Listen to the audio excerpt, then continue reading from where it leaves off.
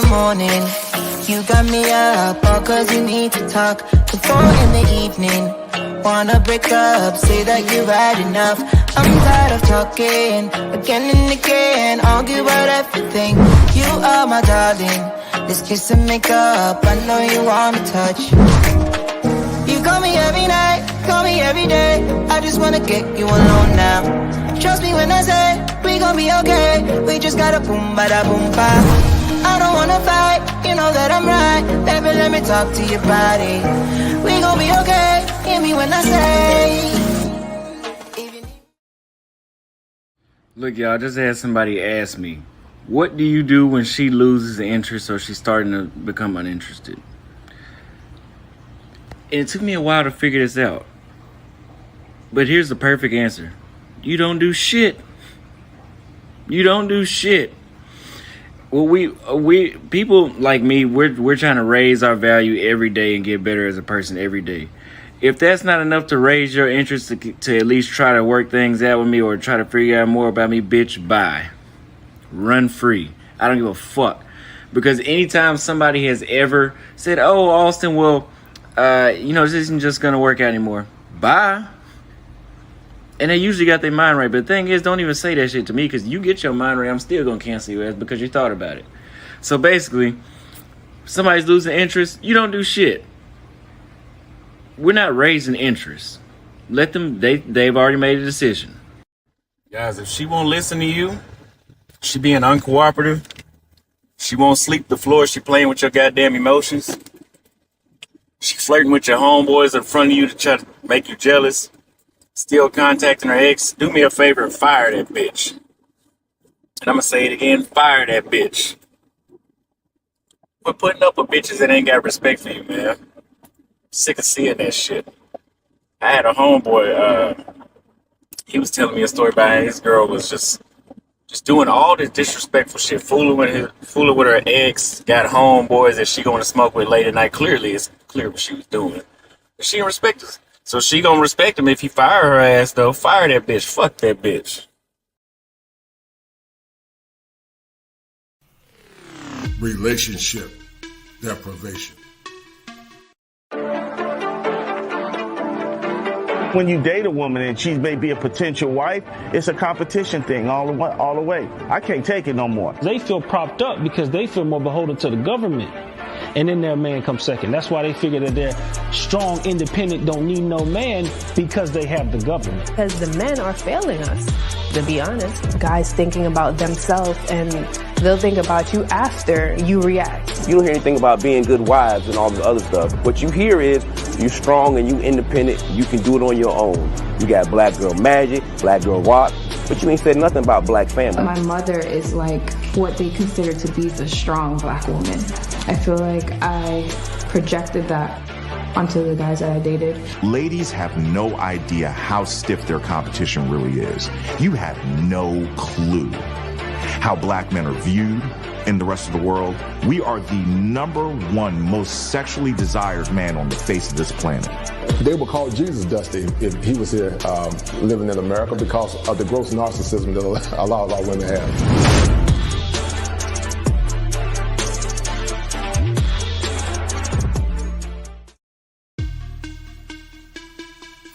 Power deprivation.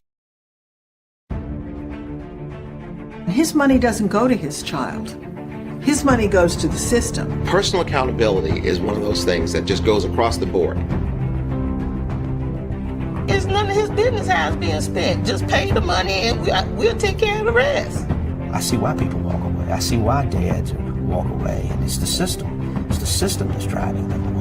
I let her know I ain't got no money for no daughters. You call your dad or do whatever you gotta do. You can get 2 pair a year, that's it. The non-custodial father has rights. So, mother just jumps up and say, you can't see your child, I can't go see the child. When he said that he was going to take all of my custodial rights away, I was literally devastated. The family court is one of the most dangerous courtrooms, the most dangerous courtroom in the world.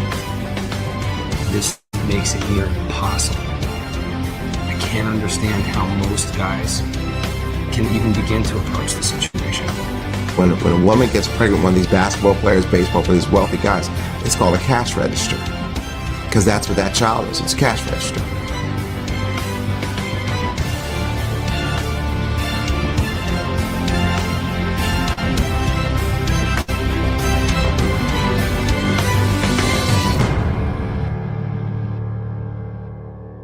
There is no accountability. You write that check or you go to jail.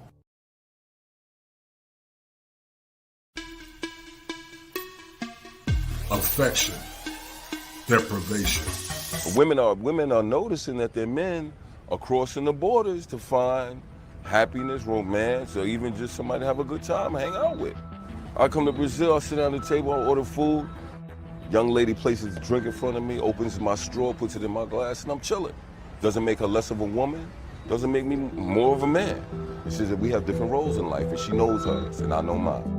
Several years ago, I read an article from Essence magazine in regards to African-American men going to Brazil.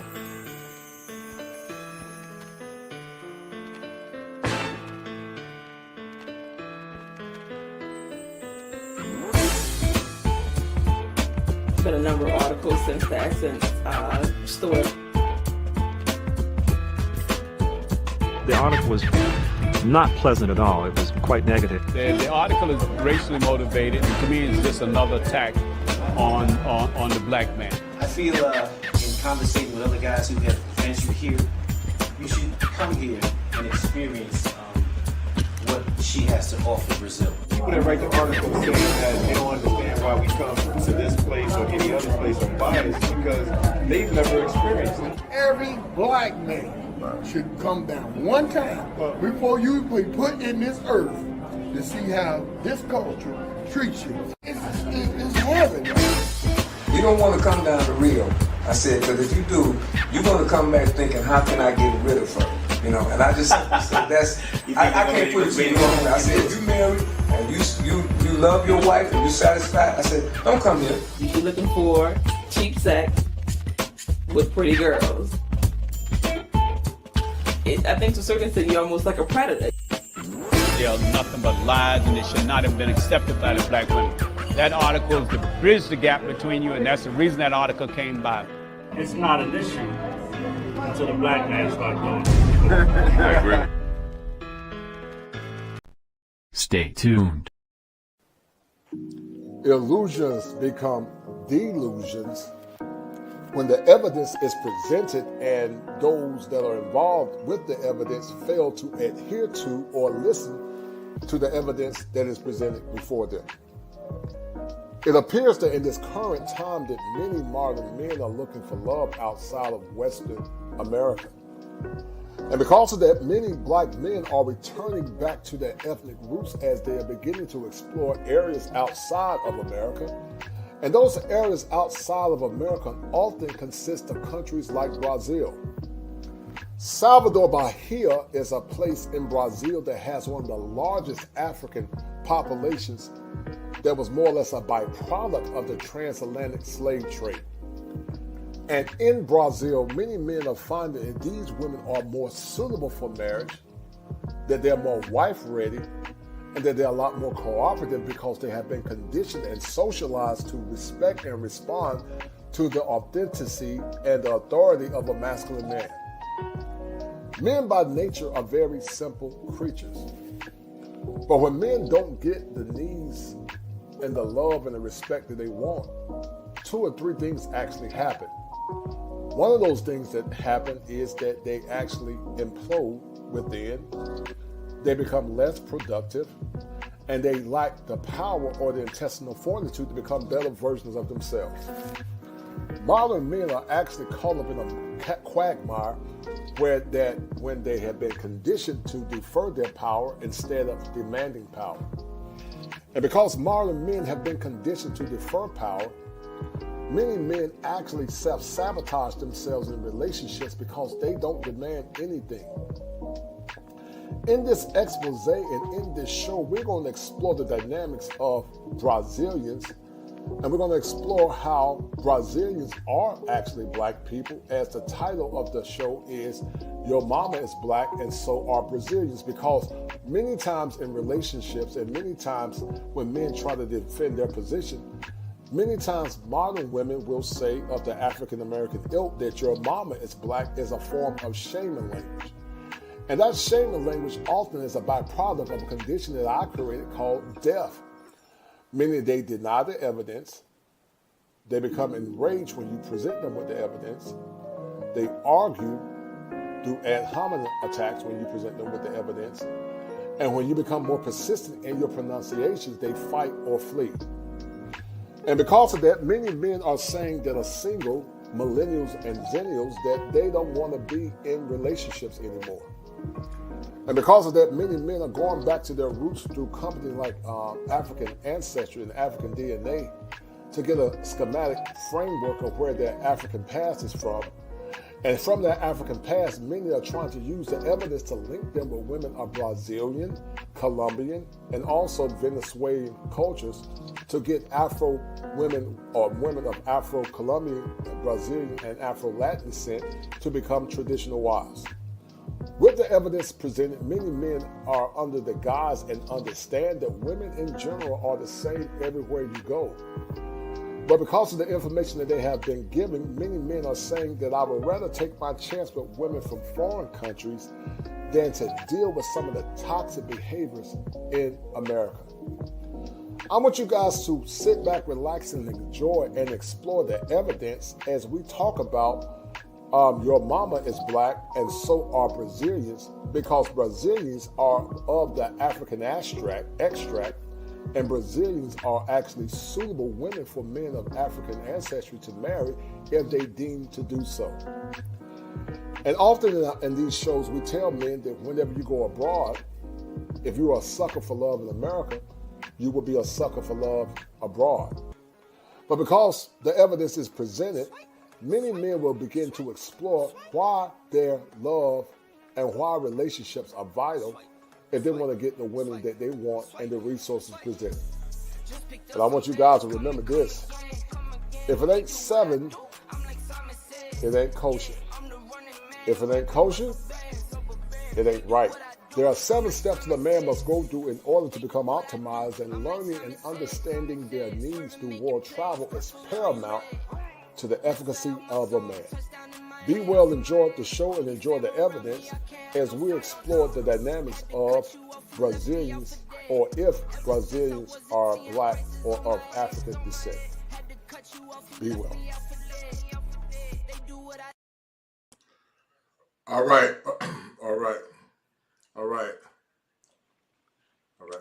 Give me 1 minute. All right. Brother Holleman. Brother Holleman is causing a lot of consternation in these streets as you talk about the power of world travel and the issues associated with dating in modern times and also modern trends. Now listen, Brother Holleman has been killing the internet on TikTok, on YouTube. You know, he's a clarion caller like me and so many other men that are dealing with not only male hyenas, but also female hyenas, you know, simp surfers, you know, guys that go across the internet causing chaos because they're trying to destroy the energy of men coming together to do what's best for them. Brother Holleman, tell the audience who you are, man. Why you think it's so important for men to do what's best for them? Because I've always said that men do what they want to do and boys do what they can. What do you think about that pronouncement that I just said a minute ago, brother? Well, I think that that's absolutely true. Men do what they want and boys do what they can. As a man, not as a man, as a boy, you're staying here and conforming to the bullshit that we have a dating option, you know, selection that we have here in the United States, and allowing the simps and the females to persuade you and shame you into feeling like you are wrong for following men like us that are telling you that there's greener grass on the other side. No doubt. You know, one of the things as a licensed therapist that I see when people do that is classic projection. It's also based on them not understanding whatever their struggle with in the pain. And so what they do, Brother Holleman, they take their pain and project it onto others because they lack the courage and the temerity to go out and do what those men are doing. And so what they'll do is they'll try to use reverse psychology to confuse you, to get you back in that negative trap, because, you know, they're slaves of their mind. They're saboteurs of their mind, and they want you to be a saboteur too. You know, I've always told people, Brother Holleman, that needs drive behaviors, and it appears that you were not getting your needs met in America. Tell the audience the top 5 needs that you struggle with as it relates to getting your needs met in America. And since you began to travel abroad, what has it done for your psyche?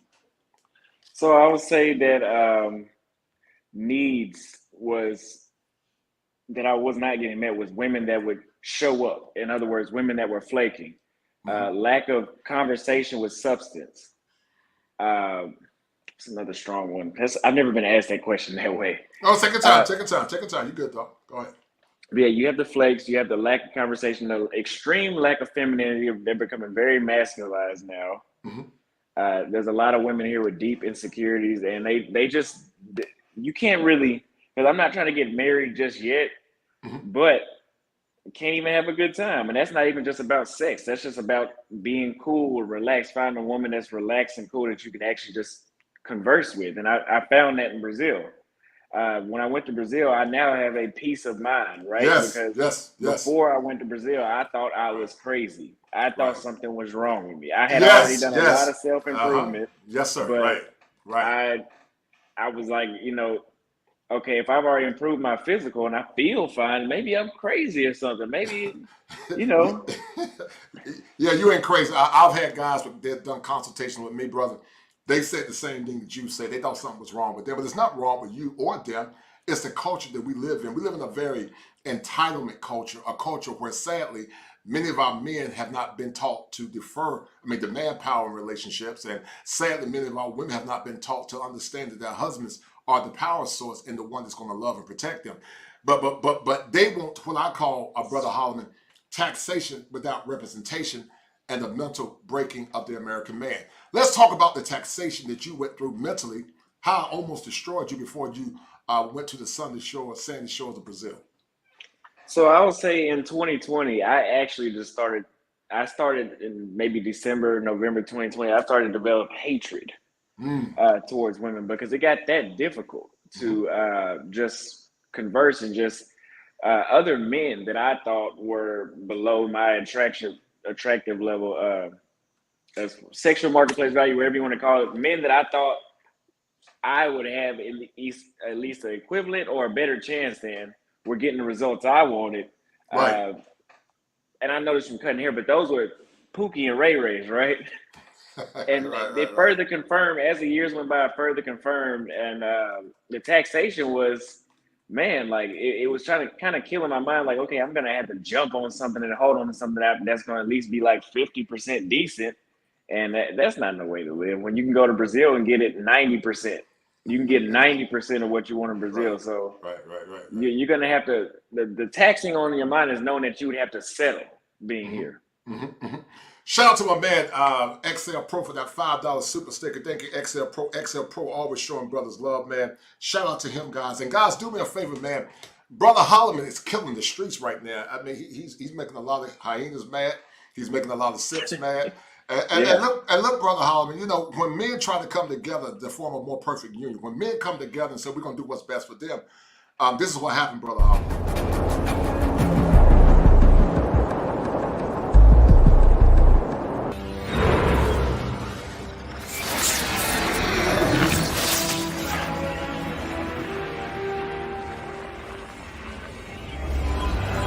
Why are you destroying our planet? I have no choice. Yeah. Simp service don't think they got. They don't think they got. They don't think they got no. They don't think they got no trust, Brother Holleman. They think they got to tolerate abuse. They think they got to tolerate disrespect. They think they got to tolerate some or many women that don't honor them and respect them as men. I heard you say something that I saw, and you're young enough to be my son. Actually, you're my oldest child's age, and you know I came out of high school in the class of '90, and if you go back years even further, then men demanded stuff from women in relationships because men are the gatekeepers to relationships and women are the gatekeepers to sex. But watch this. Many come into relationships already having given their value away. Their value is their ability to procure and to protect their essence, which is their sexual organs. But you know, many times they come to the table with a lot of fun, and they still demand that you make more money. And this taxation without representation for what it's doing, it places them as the leader in the relationship, and it places you under them. And what it does, it makes you feel like you're fighting over and over and over again, and you're not getting anything in return. There's a concept that came up with Brother Holleman called R.A.T.S, and the basis stands for this: resources, attention, time, security, and settlement for the sake of sex. But what are these men getting if, they're not virgins, they don't have no bodies, but you want a man to be a high-value man and make $70,000, $80,000, $100,000 a year? In fair exchange, there is no robbery. What say you? You're not getting nothing in return. There's nothing in return. You get in the United States. I've kind of gave up on them completely. You're not getting nothing in return for that. Right. Tell us about some of your struggles in dating, because some of the PUAs will say, oh, he just ain't got no game, he's a lame.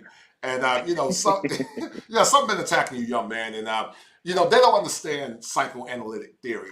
As I always use him as one of my models, Dr. William Glasser.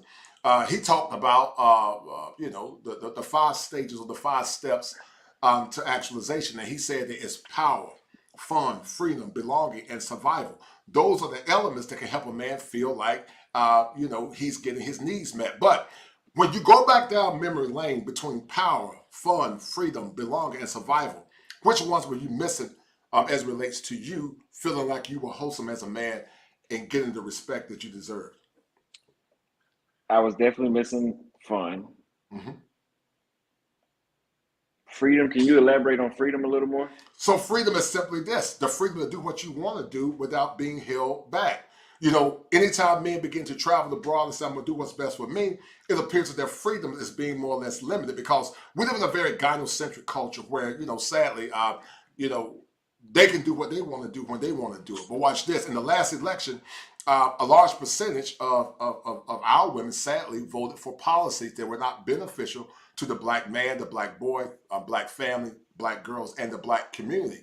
They voted for themselves. So when it comes down to power, they vote, Brother Holleman, for power as it relates to them. But when it comes down to servitude, they want you to serve them without giving you anything in return. So when you think about freedom, what were you lacking in freedom as it relates to modern women in America? What were you lacking in freedom? What did you not get that you got now? What did I not get that I got now? As far as freedom, I wouldn't say that there were any policies, because I haven't gotten to a stage, like a marriage stage or anything like that. But I wouldn't say nothing as far as freedom. It was, you got to go over the other points again, because I missed some of those other points. It's okay. It's no right or wrong, man. When you think about freedom basically just means the right to live your life on your own terms without scrutiny. Were you getting freedom in dating reciprocity? And what I mean by that, were you getting respect? Were you getting the freedom to be respected and get respect in return? That's what I mean by freedom. No, I was not getting I was not getting the respect. No. And is it safe to say that it did a lot of damage to your psyche as a man? And if so, I'll tell the audience how modern dating impacted you mentally. You talked about earlier, you had a lot of anger and hate and rage. Let's talk about that. Yeah, so I wouldn't say that I have the rage anymore. It lasted maybe 3 months from 2020, early 2021. But I had got to a point where I had never seen, because I couldn't figure it out. I couldn't figure out what was wrong with me. But I tell you, if you're in that same situation, you need to go change the environment completely outside of the United States. That way you can have a peace of mind, because I promise you it's different elsewhere. It's completely different.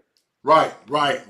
If you had to guesstimate as a young man on the dating scene as a Xennial, and I've had other Xennials tell me the same thing. I'm going to show you some clips in a minute about what Xennials talked about.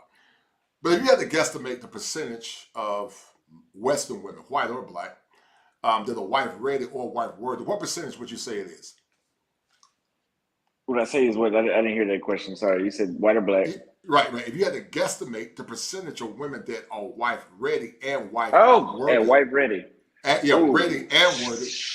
What percentage would you say it is, brother? In the United States, 10%. Wow. And some would say that's generous.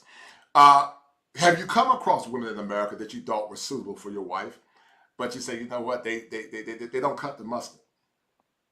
That's usually what happens. So you, with the whole hypergamy and all these high standards, you can find women that you can marry, right? But usually they're the ones you're sneaking in through the back door because you don't want nobody to see them coming in at nighttime. So you're not physically attracted to them. Right, but right. they're doing everything that you would like, but it's going to kill your self-esteem to commit to them. I wouldn't do that. Right, I'd rather be right. alone, and I'd rather have my mental messed up and do that. But yeah, no, I've encountered that, but clearly I didn't keep it because I still ended up going overseas. Yeah. And I don't blame you at all, man. Shout out to my man. Don't blame me at all. Shout out to my man, 6-figure career coach, for that $15, $20 super sticker. Shout out to him. And 16-figure career coach right now, brother, because you're doing an awesome job. You are the new sponsor of the stream.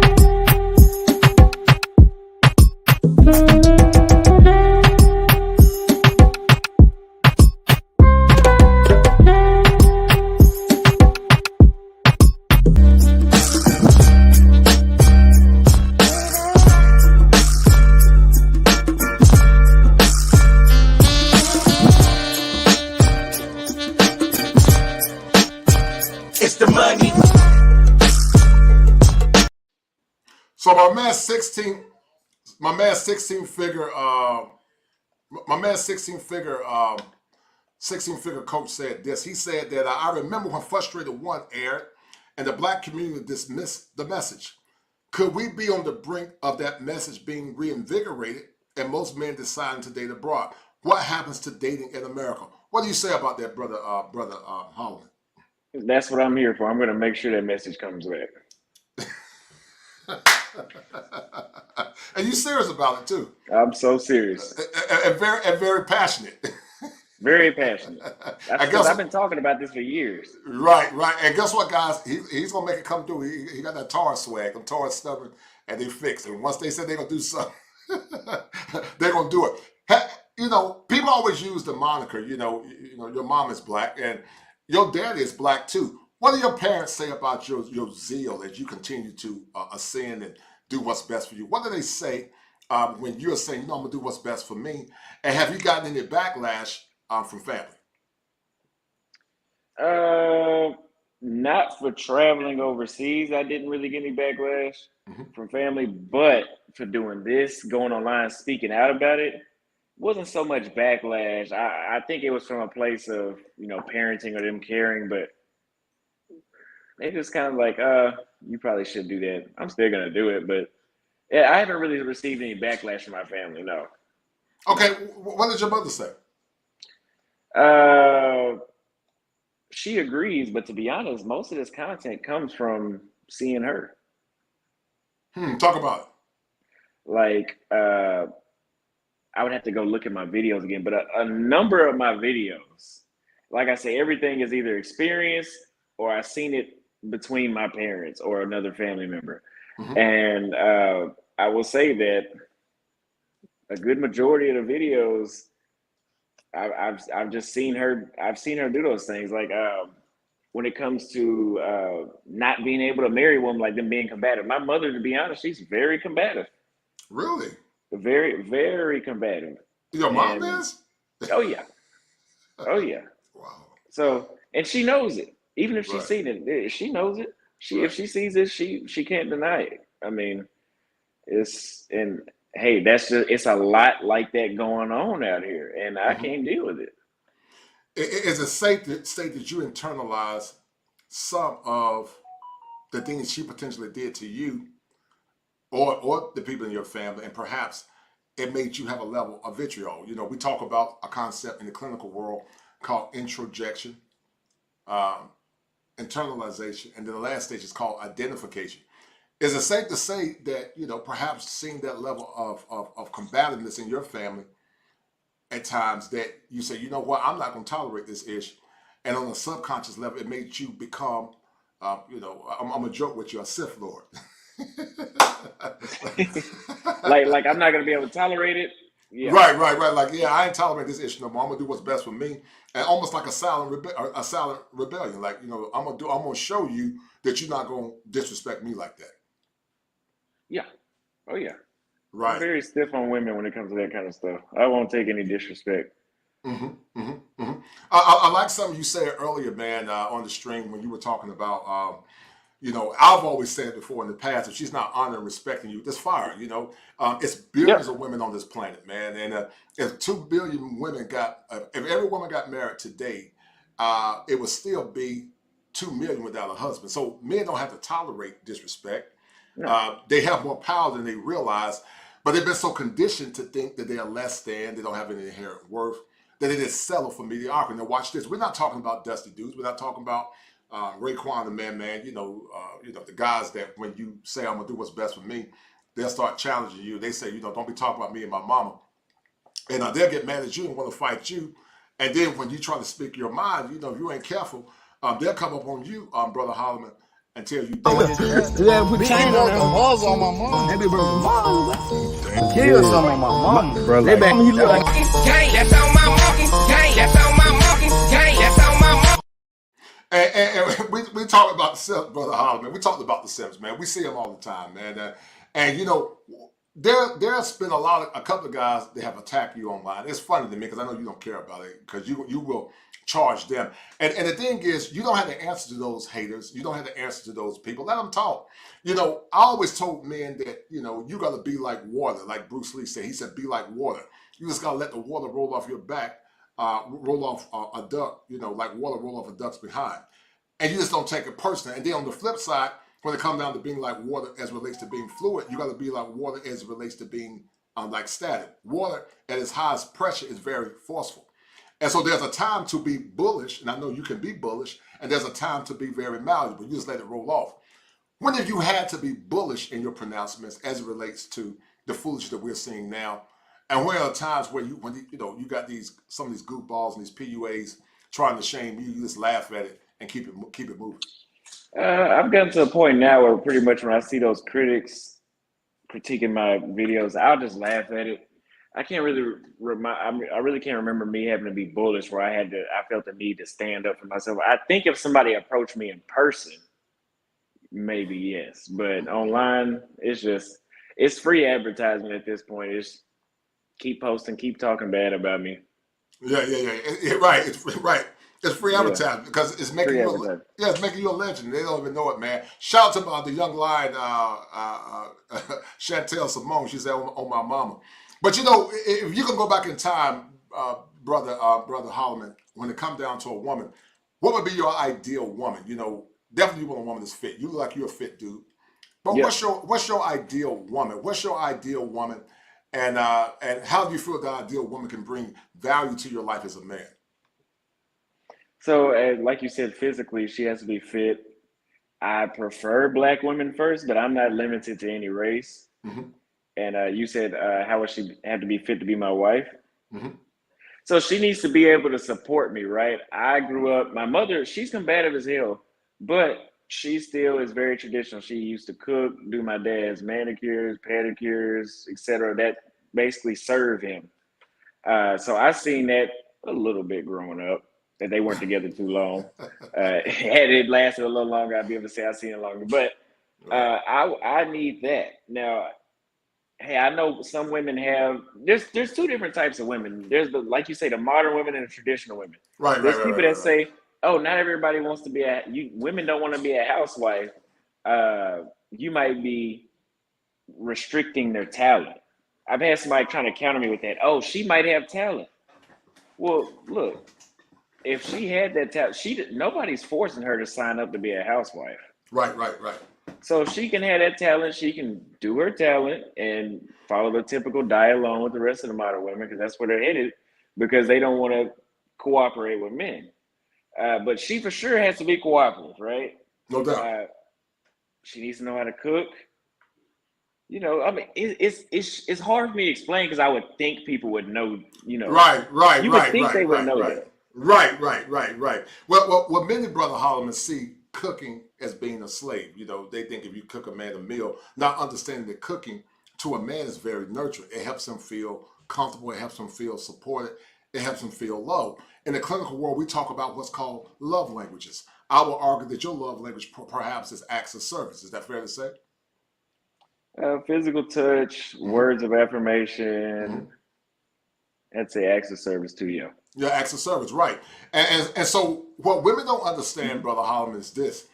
Service is a duality, meaning the woman receives and the man receives. You know, I use a esoteric concept when I talk about the moon and the sun. The sun gives light and life to the moon. The moon revolves around the sun and more or less projects or reflects the image of the sun. When those two are in perfect synchronicity, then both benefit. We call it a symbiotic relationship in science. But, you know, nowadays, sadly, they don't think they got to do anything in return. You know, they don't think they got to give you anything. And they've been so liberally indoctrinated that if anytime a man say anything that's related to traditionalism, they say it's an issue, or you're misandric, misogynist, or misogynoir. You're bashing women. Your mama is black, and they don't give anything that's going to help you become the better version of yourself. Have you been getting a lot of critics? What have some of your women critics been saying to you, or you don't care, you just laugh at it? I mean, I listen to them. I don't really care because like I said, it's every time I do an interview, it's kind of harder for me to answer because I'm giving up. I've already gave up on them, but I've given up, so it's kind of I can't even really respond anymore. But I will say this: whenever you bring up traditional things to these modern women, what they'll say is, "Well, we could always hire a chef to come and cook for us." Who's going to pay for that? It's not going to be her. Right. So now her options are limited even further because they say, "Oh, money, money doesn't matter to every woman." Yes, it does, because you don't want to cook or clean, because you don't want to be a slave. You want to hire somebody to do that. That's not free, and you're not going to pay for that. I'm going to pay for that. Right. Which in essence is taking money out of your pocketbook. It's taking money out of what could be given to your legacy for your children and also for your wife. But see, what would you say is to blame to the level of entitlement? Now, I know what it is, but I'm going to see what you say.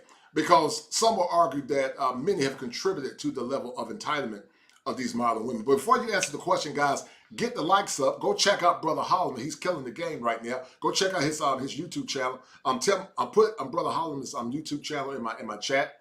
And guys, I need you guys to do me also a favor to donate to the channel if you have not done it. Shout out to my man Ray Johnson right now, because Ray Johnson is the #1 sponsor of the stream, as he gave a $25 cash out.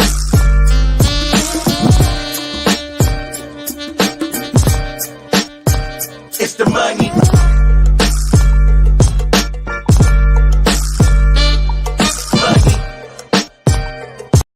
No doubt. Shout out to Brother Ray Johnson for that $25 super chat. He's always showing love. Cash App, man. Always showing love, and I really appreciate it. To the others that have not donated to the channel, donate to the channel. If you don't have any money to share, just share the content, or share the content. Get the likes up as Brother Holleman and I chop up some comprehensive game. But yeah, go ahead, brother. Go ahead. So you said who contributed to them being so entitled. So I was looking in the comments and I seen two things. I seen somebody said the simps, which I would agree that's them. That people only get away with what you allow them to do, and it's men, so-called men, that allow them to do this. But right here, somebody said, if she doesn't make me feel like I would be ready to go to war to defend her and my family's freedom, then she's not the one. So I would agree. When I went to Brazil, this is what I say when I say they made me feel more masculine. They empowered me. Talk about that. To make me want to protect them.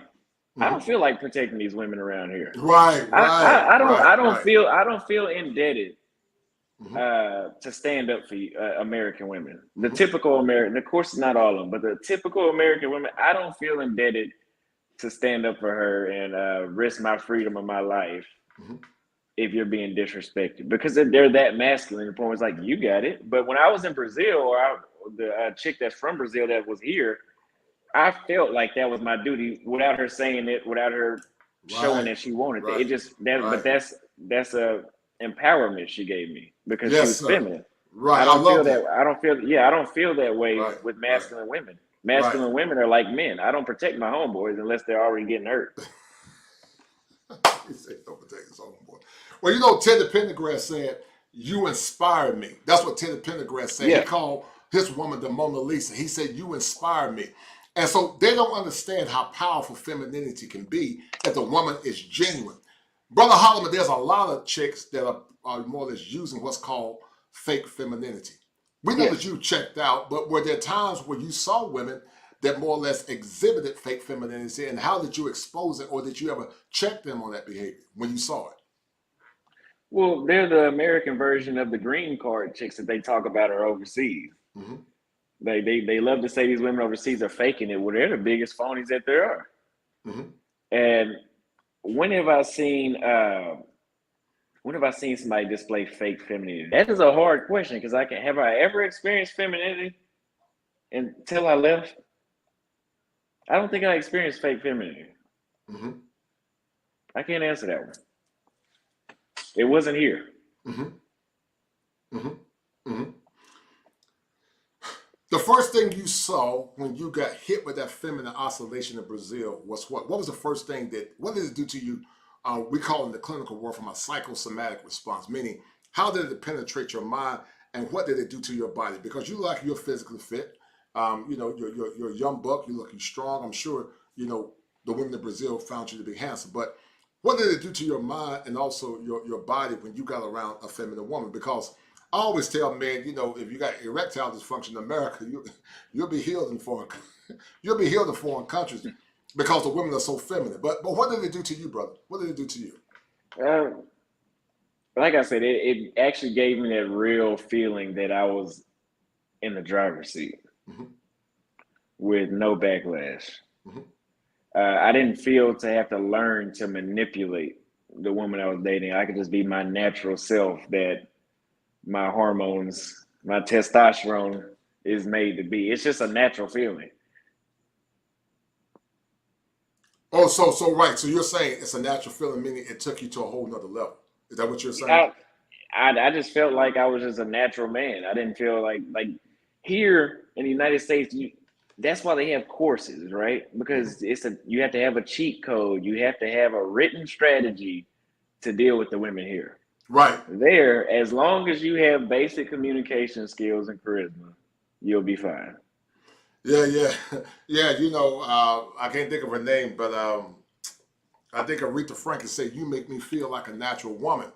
It's safe to say that when a man is around a feminine woman, it makes him feel like a natural man. Shout out to Pan for that $2 super chat. He said, "If Chantel Simone don't give me a baby," that's funny. I'm going. Shout out to that brother, man. But you're on your grind, man. Tell the people a little bit about your background. You don't have to go too deep into your personal life, but you're lucky you're a professional man. I don't know what your occupation is, but what is your background, and what type of toxicity did you see in your career field that maybe that more or less gave you a lost sense of hope? What toxicity did I see in my career field? Okay, I dropped out of college and I went to barber school in 2019, and I've been a luxury barber since 2019. And as far as toxicity, I guess I can say I've seen that through my clients, and I noticed a lot of the dudes that were having success with the women here, they were either, like I said, a Pookie and Ray Ray, because I had some dudes that were like hood dudes, and they would be showing me pictures of the women. I'm like, damn, why can't I get chicks? That's like the chick. I go after chicks like that. Right. And after I notice a pattern, they're all lowlifes. Okay, that's what they like. Or on the flip side, they're doing high level tricking. Yeah, right. And we're gonna talk about that, man, because everybody always go back to that default mechanism, about telling black men what to do with their money and their body. So many in America say my body, my choice, but black men or American men can't say my money, my choice as well. They can say their body, their choice, but when they come down to you doing what's best with your money and your time, then it's an issue. And I keep telling the men, Brother Holleman, I like what you said earlier, man, when you said they don't do what you expect them to do to fire. You're correct. You do not feed narcissistic behavior. In the clinical world, we call it a narcissistic supply. And so when they're not respecting you and honoring you, you don't waste your time on that. The PUAs will say, "Oh, you just don't have no game. You gotta go do You got to go through, you know, at least out of 100 women, you got to spin plates, and out of that 100, 10 gonna do what you ask them to do. Why is that a waste of your time, man, of spinning plates and you know, dealing with women when you got to jump through all those hoops? When you go to another country, it's just natural. They just naturally are friendly, kind, and also very gorgeous. Well, you said, why is that a waste of time? Yes, sir. Why is it a waste of your time? Yes, sir. Well, I mean, because it degrades your mental health to sit here and look for a needle in a haystack. And when you get that needle, it's an old, used up, rusty needle. Versus you can go get a brand new needle where there's a stack of needles in another country. It's not worth the squeeze. Right. I mean, you might get lucky, but is it really worth it? That's why I tell people just give up. I keep resorting to that. Just give up. Just go somewhere else. And once you go somewhere else, you will give up. When you think about, how can I say it, your last relationship, when you think about the young lady that you dated, you don't have to get too much of your personal information, but what are some of the things that she did to you that impacted you in a negative way to the point that it left you renderless as a man? What did this woman do to you where you say, you know what, enough is enough? I got my money up, you're physically fit. In other countries, most women find you handsome. When was enough enough? When was enough enough? You say, you know what, the hell with it. The thing she was doing was she would constantly accuse me of cheating, even though my work ethic was like what it is now, where I'm gone. Well, I'm not gonna say gone. While I'm working all the time. She wouldn't clean, and if you asked her to, it was a problem, and it was a half-ass job when she did it. But the last two things she did that made me kick her out was on Valentine's Day. I bought her something, and I didn't even say nothing. And she's like, well, this is stuff you're supposed to do. I was like, oh, really? Well, you don't do shit. So I'm really not supposed to do nothing. But then after going to barber school for an entire year, before I went to take my state board test, I bought a Subway sandwich and I came back. I passed my test. I had the sack in my hand because there was a little bit of the sandwich left. And she says, why didn't you bring me anything? She didn't ask me how I did on my test. Even though I just been sleeping 5 hours for a year straight every night. Wow. And I was like, yeah, I passed my test. She was like, oh. I was like, oh. That motherfucker was gone a few days later. But I love that, man. Where do you get that tenacity from, man, where you just don't tolerate the BS? Because it's obvious you got a high self-esteem. Some would say you're a lame. You're definitely not a lame. You're a masculine dude. Where do you get that passion from, man? Where do you get it from? Thank you. But I got that. I say I got that from my mother and my older brother, because those two were the main ones that kind of hit me up to the game. My mother, I get that whole buy, cancel. I get that from my mother. My older brother just kind of remind me. Yeah, somebody said this was his red pill awakening moment. Yeah, it was. But that's my brother kind of reminded me when to be able to identify and, how to deal with them. But my mom may be on that zero tolerance. I have a zero tolerance for stuff like that. Right. Tell me why zero tolerance is so important for a man's mental health. Why is that so important in your opinion? Because I agree with you. With behavior modification, the more you feed something and it doesn't feed you back, it's actually a detriment. But tell the audience why that's so important for you, zero tolerance. Well, look at it like this. If I didn't have zero tolerance, you wouldn't know me right now. Right. True. Because I would still be dealing with what she was putting me through. And I wouldn't have a Facebook group with 800 people in it, 9,500 subscribers in a little over a week.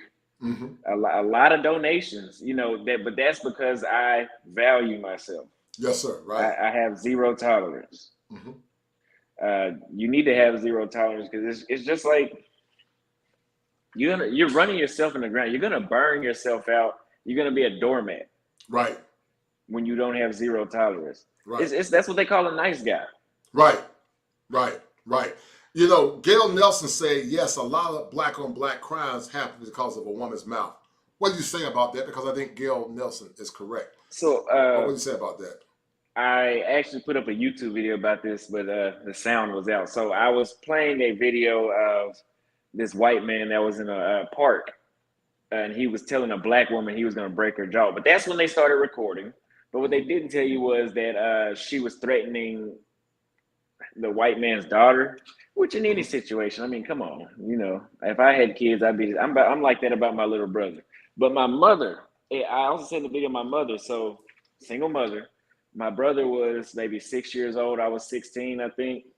And we were at my brother's friend's birthday party. And my mom, she had a drinking problem when I was growing up. And so she was really drunk, and she seems like she gets 2 ounces of any sort of liquor and she turns into a complete maniac. And so she likes to do what the typical putting your finger on a man's face and charging up a man like you're a man. Right. Something that most men aren't going to do to another man unless they know they're about to fight him. Because what she does, but that's what women do. They take advantage of that because they know if you hit them, the law's on their side. But she would get into it with the man, and she'd just say, "Oh, my son will whoop your ass." No, I'm not. You're not finna start something, and I'm just your bodyguard and fight your fights for you. Right. But that's my mother. I can't let anything happen to her. But that's why you got to stay away from women that do that, because you'll end up fighting some dude, and let's say he doesn't want to fight, he shoots you and your girlfriend. You never know. Right. And we've seen it happen here recently. It's happening a lot. Right. I'm gonna do a show soon. It happened in Detroit. It happened at the McDonald's where this young kid got shot because his mom said, you know, go handle that. And it seems that many Western women don't have empathy for the humanity of men, black or white. What do you think about the lost art of humanity as it relates to men? And before you answer that question, shout out to my man, Big Boss Real Talk, for that $10 super sticker. He said, shout out to the coach, clinician, and special guest, Auston Holleman. He's one sharp brother that gets it at an early age. I wish I was on this passport game in my 20s. Much success to both of you. No doubt, man. I appreciate it, man. That's a deal, right? I totally agree. And you are right, Auston. You know, you're a young lion, man. You know, you got that bull swag. You know, you got that tar swag, and you know, you're stubborn, you're resilient, and you're gonna do well. You're gonna do well. You're gonna do well. Just don't let the stubbornness get you in trouble of your future and your vision, because sometimes stubbornness can be good and bad, but you got to use self-awareness to compartmentalize when it's good to use it for good or when to use it for bad. But when you finally landed on the shores of Brazil, did you sing that song by Ella James, At Last? Did you say At Last? You know, did you get like a wave of joy? Did you sing that song At Last? Before the plane landed, yes. Okay, let's talk about the first week or two in Brazil, what it felt like, what shocked you, and what made you realize, wow, I've been missing this for years. What shocked you? What did it make you feel like? And what you maybe did you see it as being surreal? Like, this can't be real. It was very surreal. It was very surreal. Before the plane even landed, I just felt this, like somebody in the comments just said, an extreme euphoria, because I knew I was about to enjoy myself. The sun was still rising, so it wasn't even enough for me to see anything. But it was just, I don't know. It's a different type of energy there. It's a different type of energy that you can feel. It's just not like here. I can't even explain what you can't explain it, like. Right? You can't explain it, right? The vibration is totally different. It's different. It's a different vibration. It's a totally different vibration, and you know, the men are different too. The men don't tolerate what American men tolerate. What shocked you about how Brazilian men dealt with their women compared to men here in America? From what the women say, it's like the reverse, right? The way how the women treat us here is how the men treat them there. Right. I guess since they have so many cooperative, fit, friendly, beautiful women, they don't. I wouldn't say they disrespect them, but they're not like how we are, where it's like, oh shit, like that's because that's their environment. That's what they're used to. Do you think that, you know, Brazilian women have a greater love and appreciation for, you know, men absolutely of African descent, even though when people say, well, you know, you got black women here, women in Brazil actually make up a large portion of the black Of population. all the black people, yeah. Right. Actually, Latin women in general, South America in general, have probably got a higher concentration of Latins, Morenos, or Morenas than America, than North America. But what is the love that they have for black men abroad? Why do they love American black men so much? Is it because we're not as aggressive and mean as the men in their country? Because I keep telling men here, women here, that they got it made in America. And femicide is real in those countries. But men here don't do the stuff that those men do. But what don't men in Brazil tolerate that we tolerate here in America, in your opinion? I don't know. I don't think I haven't talked with a lot of Brazilian women men to know what they're not tolerating. Mm-hmm. I don't know. What, do you know that one? I do know. Actually, I do know. What I know is that they don't tolerate the hand in the face. It can lead to some physical assault. Okay, well that's true. Right. Yeah. They don't tolerate their women being overweight or not being submissive. They don't tolerate disrespect because, correct me if I'm wrong, the women are by large. We know every Brazilian woman is not attractive. Every Brazilian woman is not fit. Yeah. But is it safe to say that at least 70% are fit and very attractive? Is that fair to say? It's got to be 80%. Okay, you say 80. Okay, I was being conservative. So if 80% are fit and attractive, and they're not going to tolerate disrespect, more or less, they have to act right. Yeah, you got to act right because they're easily replaceable. Would you say that? Mm-hmm. Tell me, in your mind, when did the bar begin to drop? When did the bar begin to drop, man? Because I heard you saying something, and I can tell you listen to Kevin Sams in the past, and we're going to do a dichotomy between you and Kevin, but when did you begin to see, when you talk to your dad and your grandfather about when the bar began to drop? Because some would say the things that black men tolerate now, like my grandfather definitely would never tolerate it, my dad either, but we tolerate so much, man. You tolerate chicks that got 5 and 6 kids by different men, and they think that's a badge of honor. They think that they're doing you a favor. The toxicity, the disrespect, many are overweight. They don't cooperate. They're sassy. They don't know what it's like to submit to a man, not understanding that a relationship is interdependent where men and women both benefit. But what did your dad or your grandfather tell you about what women were like when they were coming up compared to now? I think what most of us that are traveling looking for overseas, my grandfather, who graduated high school in 1960, mm-hmm. I think, but I don't think it died there. I think it may have died in the 80s. Because my dad, he's 45. I think when he was in high school, he graduated in 95. I think that's when what we see today is, basically extreme started back then. Mm-hmm. Mm-hmm. I agree with you. I agree with that. I think that the fire got started in the 60s, but the proliferation of that fire came in the 80s. Shout out to my man, MC Recovering Williams, for that $5 super sticker. He said, I like the answer that he gave. Driver's seat, we wouldn't have to fight for a driver's seat. Yeah, go ahead, brother. Uh-huh. And guys, do me a favor, man. Listen, man, we got 96 in the house, man. We got Brother Holleman. Brother Holleman is killing the game, man, in YouTube. He's making a lot of folks mad, but the brother's telling the truth. And some don't like to hear it because, many don't want to look within themselves and self-introspect. But guys, get the likes up because, we're living in an economic downturn and the robot got to get fed.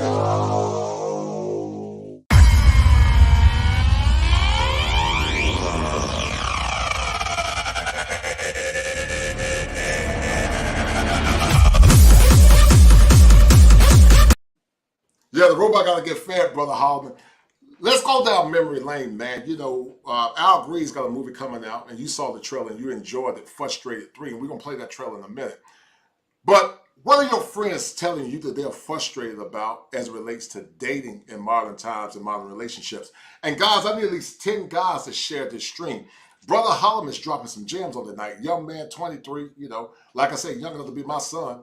But share this stream with this young man. A lot of you guys watch the stream, but you won't share it. Share it. If I'm not donated to the channel, donate to the channel. Listen, I just got back from Atlanta. I was at the Lapeef Experience. Had an awesome time with Anton Daniels, the Lapeef crew, my man Peace for Life. Shout out to Narc Perspective. I call him a Little Hobbit. We had a good conversation. We had a good time. So share this stream because you don't know how this stream could change the life and trajectory of so many men. But go ahead and answer that question about what your friends were telling you, Brother Holleman, that they were frustrated about.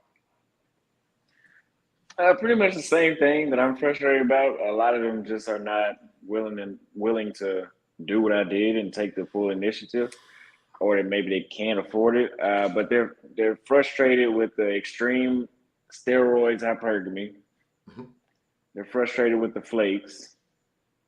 They're frustrated with the pH. You said the what? With the pH, with the bad hygiene. All right, talk about it. Talk about it. Talk about it. Talk Man, about it. I cannot. It's got to be 60% of women in the United States don't know how to take care of themselves. Okay, break it down. Break it down for me, man. Break it down. The whole room and your hands will smell like them. And I can tell you, I did not run into that at all in Brazil. I have yet to run into that. I don't see that happening either. Do you think the pH is all because of diet, promiscuity, or both? It's not because of diet, because the chick that I was dealing with that's from Brazil, I went and seen her July 3rd. She had already been here like a month. Okay, she was scentless. So it's not the diet. It's the education and it's the effort. Either they don't know or they just don't give a damn. Right. So basically what you're saying, they don't value what men want. Is that fair to say? Yeah, and they can't smell it. So if you smell like that, you cannot value what men want. Because, I mean, they for sure want that. So, yeah, you're pushing a lot of them away with it smelling like that. Right, you're pushing a lot of them away. Right. And many are pushing a lot of them away now. And, you talked about the hygiene and the physical fitness. And, you being around so many young, fine, attractive women, I'm sure having good hygiene made you feel well at the same time. Shout out to my man Top Gun for that $5 super sticker. He said the women started putting up robbing numbers with them rebounds in the 90s. You know what he's talking about with that, right? He said put up robbing numbers. Dennis Rodman was a basketball player. So if you just use your imagination, man. We said robbing numbers. He talking about getting it in. That's what he's talking about. Shout out to my man Alton Prayer. He is the #1 sponsor of the stream with our $50 bomb. Man, Alton Prayer be killing the game, man. He always killing the game. Shout out to that young lad, man. Brother always killing the game. And Alton Prayer, right now, you are the #1 sponsor of the stream.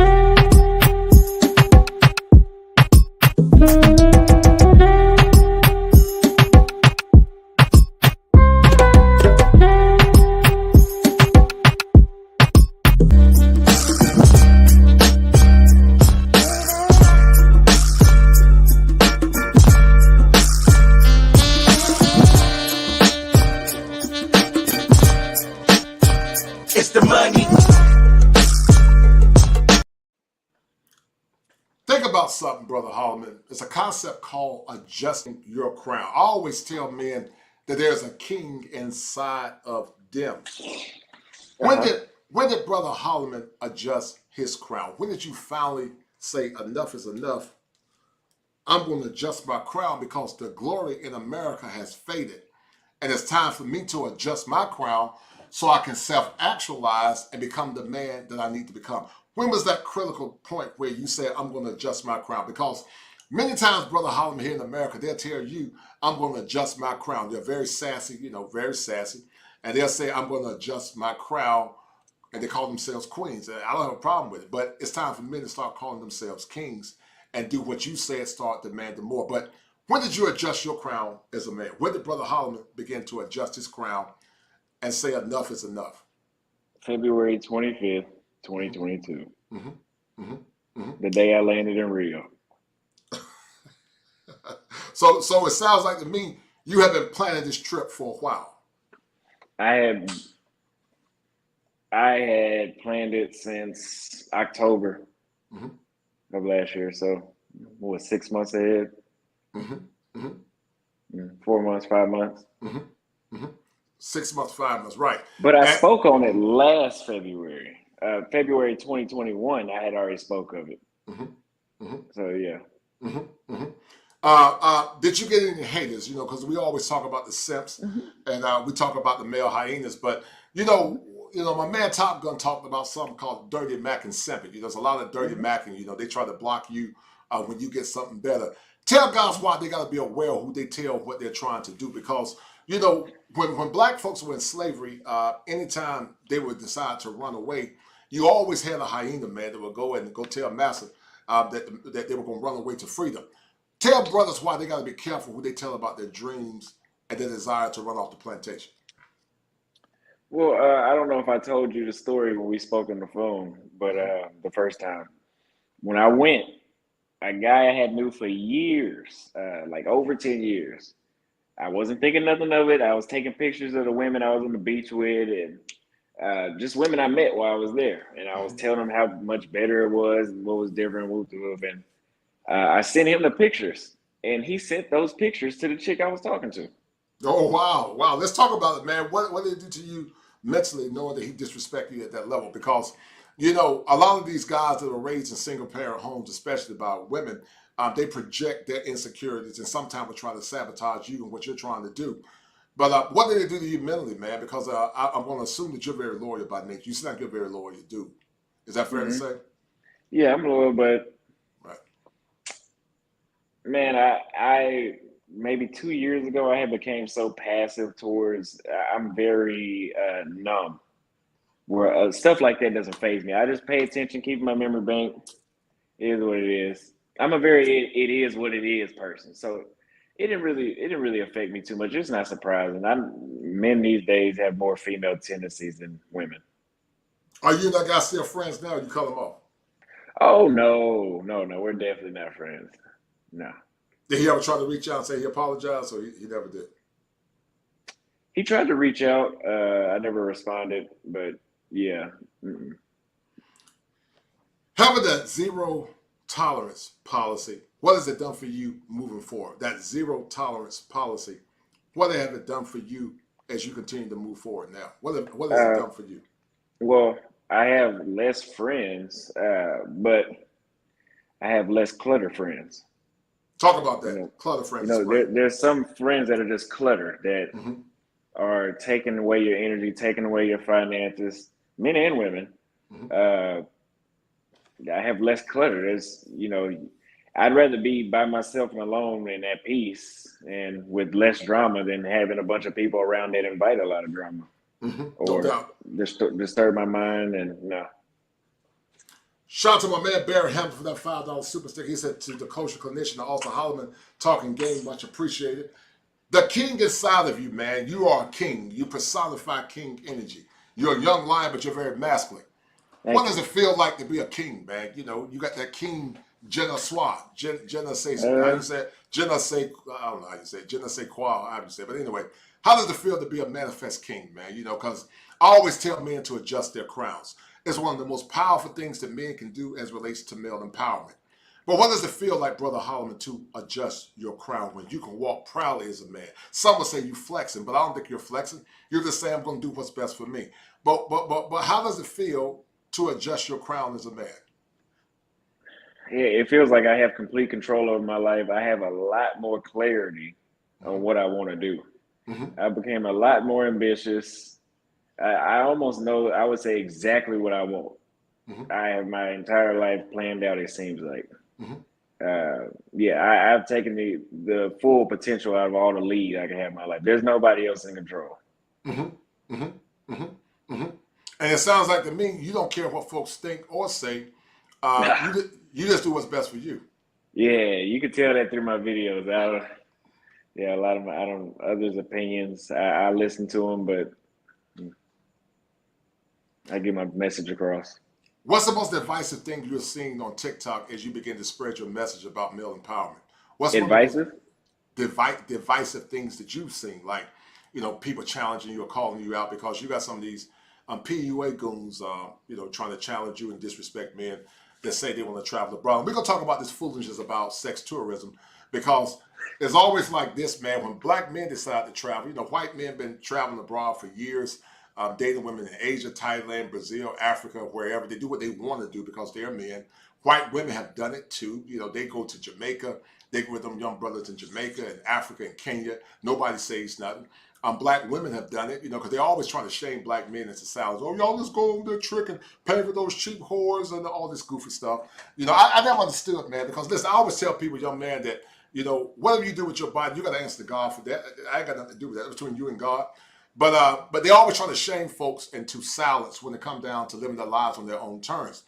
As soon as black men begin to travel, you always got a simp surfer or you got a hyena trying to shame them back into submission. And why do you think that is, Brother Holleman? Why is it that black men are seen as the stepchildren of all other ethnic groups, where in other countries, black men are celebrated? Why is that, in your opinion? Black men must be a threat. Yes, I agree with you. Right. I totally agree. I think they see the king inside of black men. Would you agree with that? Yeah. Right. Because they see it everywhere else. Mm-hmm. Mm-hmm. Right. It's a threat. What do you think that threat looks like, more or less? I mean, we have the potential to run the country just like they do. Mm-hmm. Mm-hmm. You know, we're the most desired. I mean, I can't really answer that one too much, but I know that we're a threat. Apparently, if they feel the need to suppress us. Right. I want you to listen to this clip, man. We've been running this trailer. The movie's going to drop soon. Frustrated 3 is going to be dropping real fast. And I need you guys to go support Brother Al Grease, a good brother, man. He was out with Frustrated 1. He didn't get the props he deserved. He came out with Frustrated 2, talking about the dangers of paternity court. But now him, my brother Guapo, Chris Strongheart, we're going to be dealing with Frustrated 3 real soon. And I want you guys to let this ruminate. And then, Brother Holleman, tell me what you're hearing from this clip, because you saw it, but tell me what you're hearing from this clip when you hear men talk about their frustrations. When you date a woman and she may be a potential wife, it's a competition thing all the way. I can't take it no more. They feel propped up because they feel more beholden to the government.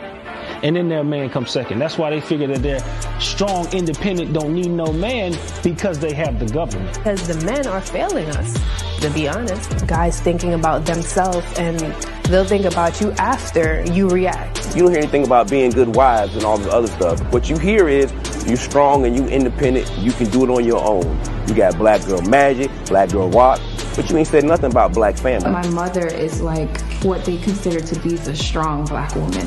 I feel like I projected that onto the guys that I dated. Ladies have no idea how stiff their competition really is. You have no clue how black men are viewed in the rest of the world. We are the #1 most sexually desired man on the face of this planet. They would call Jesus Dusty if he was here living in America, because of the gross narcissism that a lot of our women have.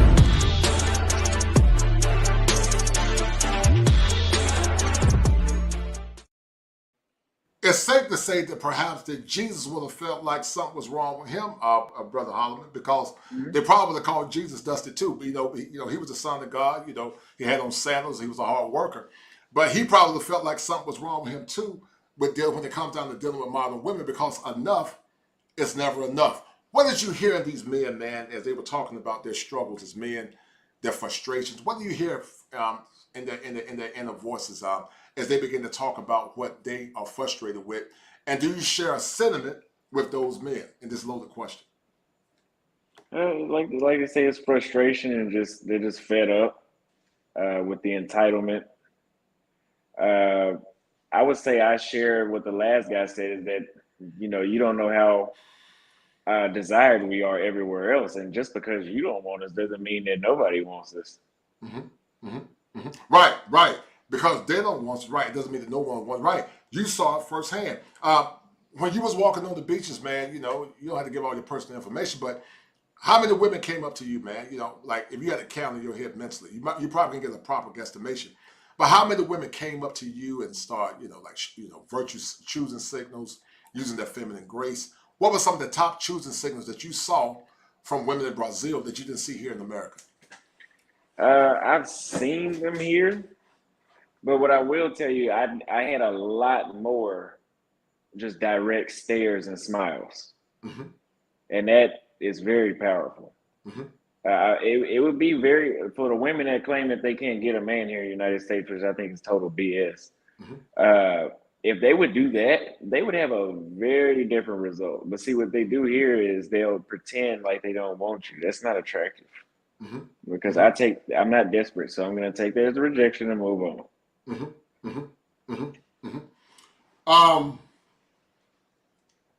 Some say that they value masculinity in Brazil.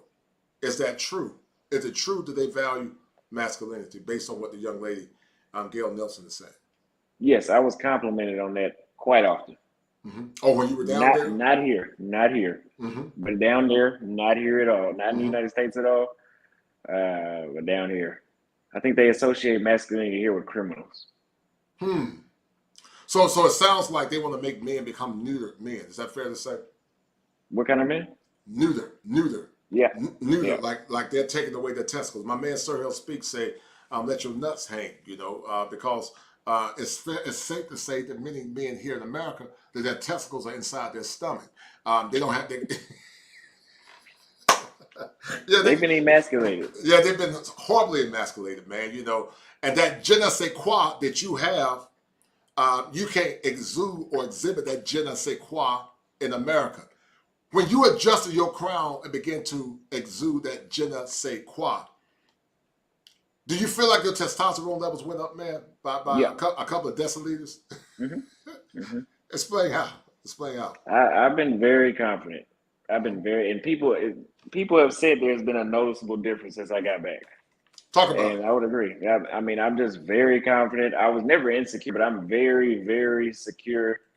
My zero tolerance went below zero. It's in the negatives now. I don't tolerate anything at this point. I have a lot more discipline now. Like I was told, I'm celibate in between the trips. And so does that have that celibacy giving you more clarity about your trajectory and what you want in life? Because if I did slip up, it was a lot more clear on how non-beneficial it is, and I could just deal with it myself and wait till I go out of town. It's really not worth it. We know, and you know, that Kevin Samuels meant a lot to these spaces. Kevin Samuels was more about unifying black men and black women in America, and I respect his position. I like a lot of things that Kevin said, but that was one where I didn't necessarily agree with in totality, because I felt like the land was barren. I felt like, the culture, for the most part, is dead. Some say it's on life support. I think it's totally dead. What are the differences that you see in Kevin's message and your message? And why do you think the passport game and traveling abroad is the best option? Well, because the travel is the solution. There is no solution here. You're going to lose your mind trying to be the solvent. Okay, Kevin Samuels thought he could be a solvent. I mean, he brought it to the limelight, didn't do anything. I'm not talking bad about him, but I'm just saying that approach is not going to work. Right. I have a guy in my close circle, and he said that women have to be disciplined with consequences, and this is a consequence. Yes, sir. I love what you just said. Yes, sir. Everything you're saying, not only is it clinical, it's true. Some would say it has to be swift and quick. Why are so many men not apt to give women swift consequences when it comes down to bad behavior? Because I agree with you 1,000%. Everything you said is clinically sound. Why are men so not apt to give them quick consequences? I know why, but I want to hear your answer. Well, I mean, I think it's because they've been emasculated. They're trying to turn every guy into a nice guy so they can do what they want. So I don't know, it's some sort of desperate scarcity mindset most of these men have. So they're more willing to suck up and take bad behavior rather than just kick them to the curb. A lot of people don't like to talk about, women, some call it ran through, or, being with a lot of men. Why is having a level of chasteness important for you as a man? We understand people are human. We know nobody's perfect, but, super high body counts, like chicks being with 50 to 100 men. Why is that so important? Why is that something so important for you as a man? Because It's disrespectful in my opinion, man. But why is that so important for Auston Holleman? To their body count? Right, because you want a wife one day. You want a woman that's going to be the mother of your kids. Yeah. Right. Well, see, and they try to counter that with, oh, well, we don't want community. Well, it doesn't work the same. You know, the more I use mine, it doesn't get bigger or smaller. The more you use yours, it gets bigger. Right. So, and plus on top of that, I mean, your wife should not be somebody that was easy. That was, I mean, I'm not saying she should have been moving a mountain to get, but I'm just saying she shouldn't have been she shouldn't have been a an elephant stepping on an ant for most men. Right. You know, just easy to crush, then plus when they have a lot of bodies, there's probably a video somewhere out there on X and XX.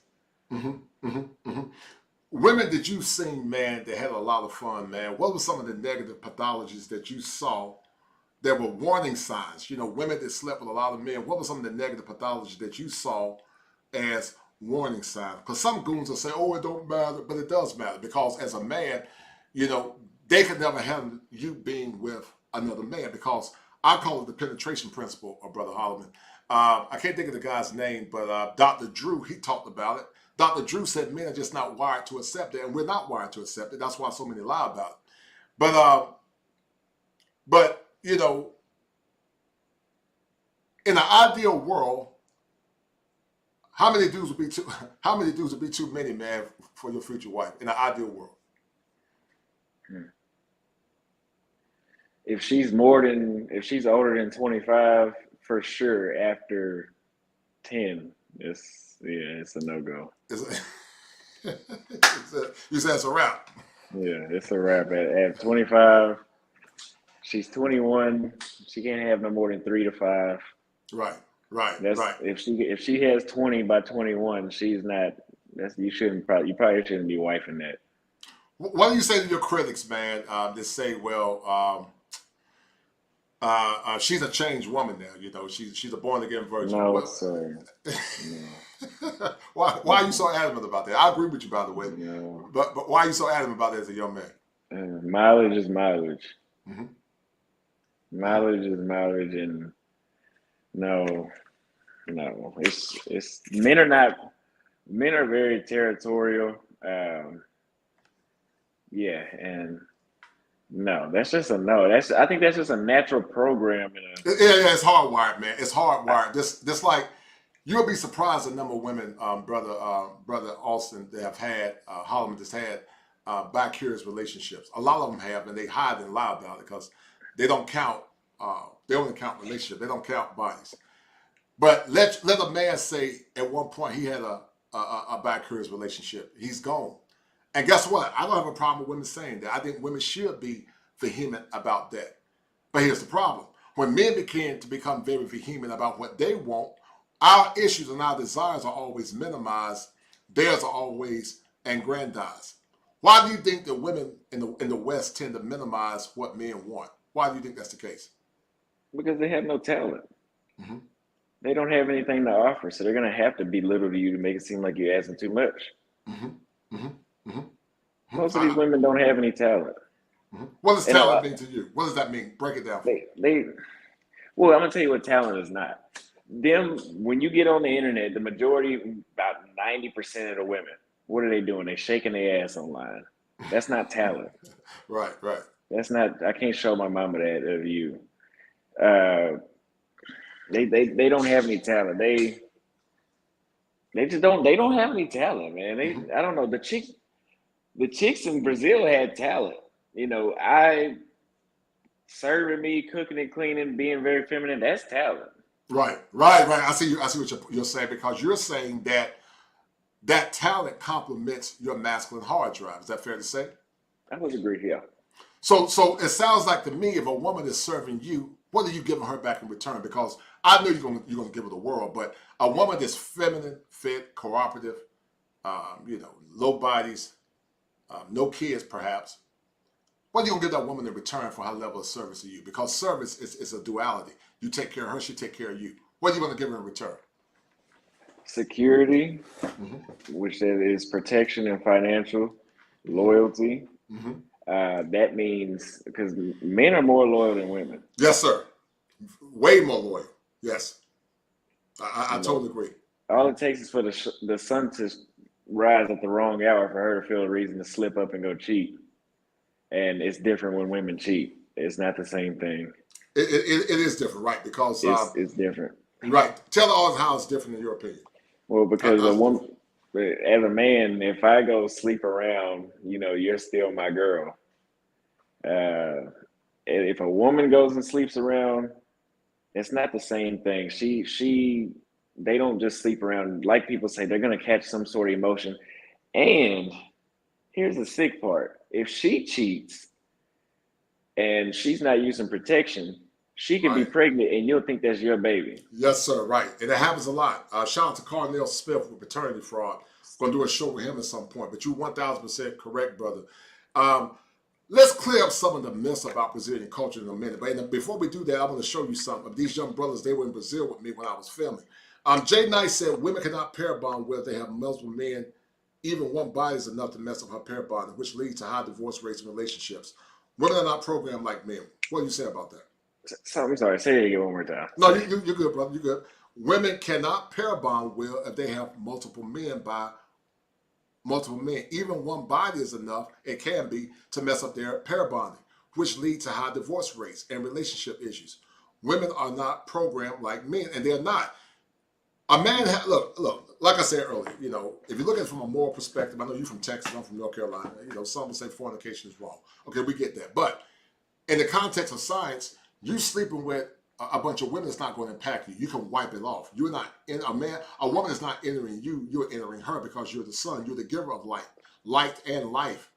But what do you think about that statement, man, what that brother said about they can't pair bond with? What do you think about that? Well, that's because women think more emotional, we think more logical. That's why we can, sleep with someone else, and it's not. We don't have to go have a separate relationship with them. But yeah, women can't sleep with, in general. Generalizing, most women cannot sleep with multiple men and just come back home and just be the same wife. No, I agree with you. I agree with you. If she's been damaged through trauma or abuse, it's natural for her. But on average, you're right. It's not natural for a woman not to have some kind of visceral trauma from sleeping with multiple men. I agree with you 1,000%. I agree with you 1,000%. What have you seen with women in dating as a Xennial that let you know they've been with a lot of men? And before you answer that question, shout out to the young Hobbit for that $20 super sticker. Thank you, brother. And that's a deal, right? He said a little support for the brother. He was down there with me in Atlanta at the Lapeef experience. But what have you seen in women that let you know, Brother Holleman, that they have been around with a lot of men and you knew because of that it impacted the relationship? Well, you can always tell their level of experience based off how swift and how timid. I think I told you the Brazilian chick I went to go see, she was very timid. So when she told me she had only slept with that many amount of men, I could believe it. And she's not, she said drama. So she's not stressful. But the women I know that have been with a lot of men, they were very stressful. And now that you said that, every last chick I know that has slept with a lot of men was not peaceful to be with.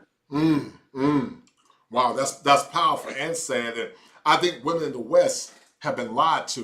My grandmom and my great-grandmom, my grandmom used to say, keep your dress down, don't be common, because they knew that there was a correlation between giving your virtue away, which was your body, and having mental issues. I've always said, Brother Holleman, that women are vessels, men are the light. A lot of women have a lot of dark energy inside of them. People don't believe it, but when you allow a bunch of men emit that dark light inside of you, it can mess their head up.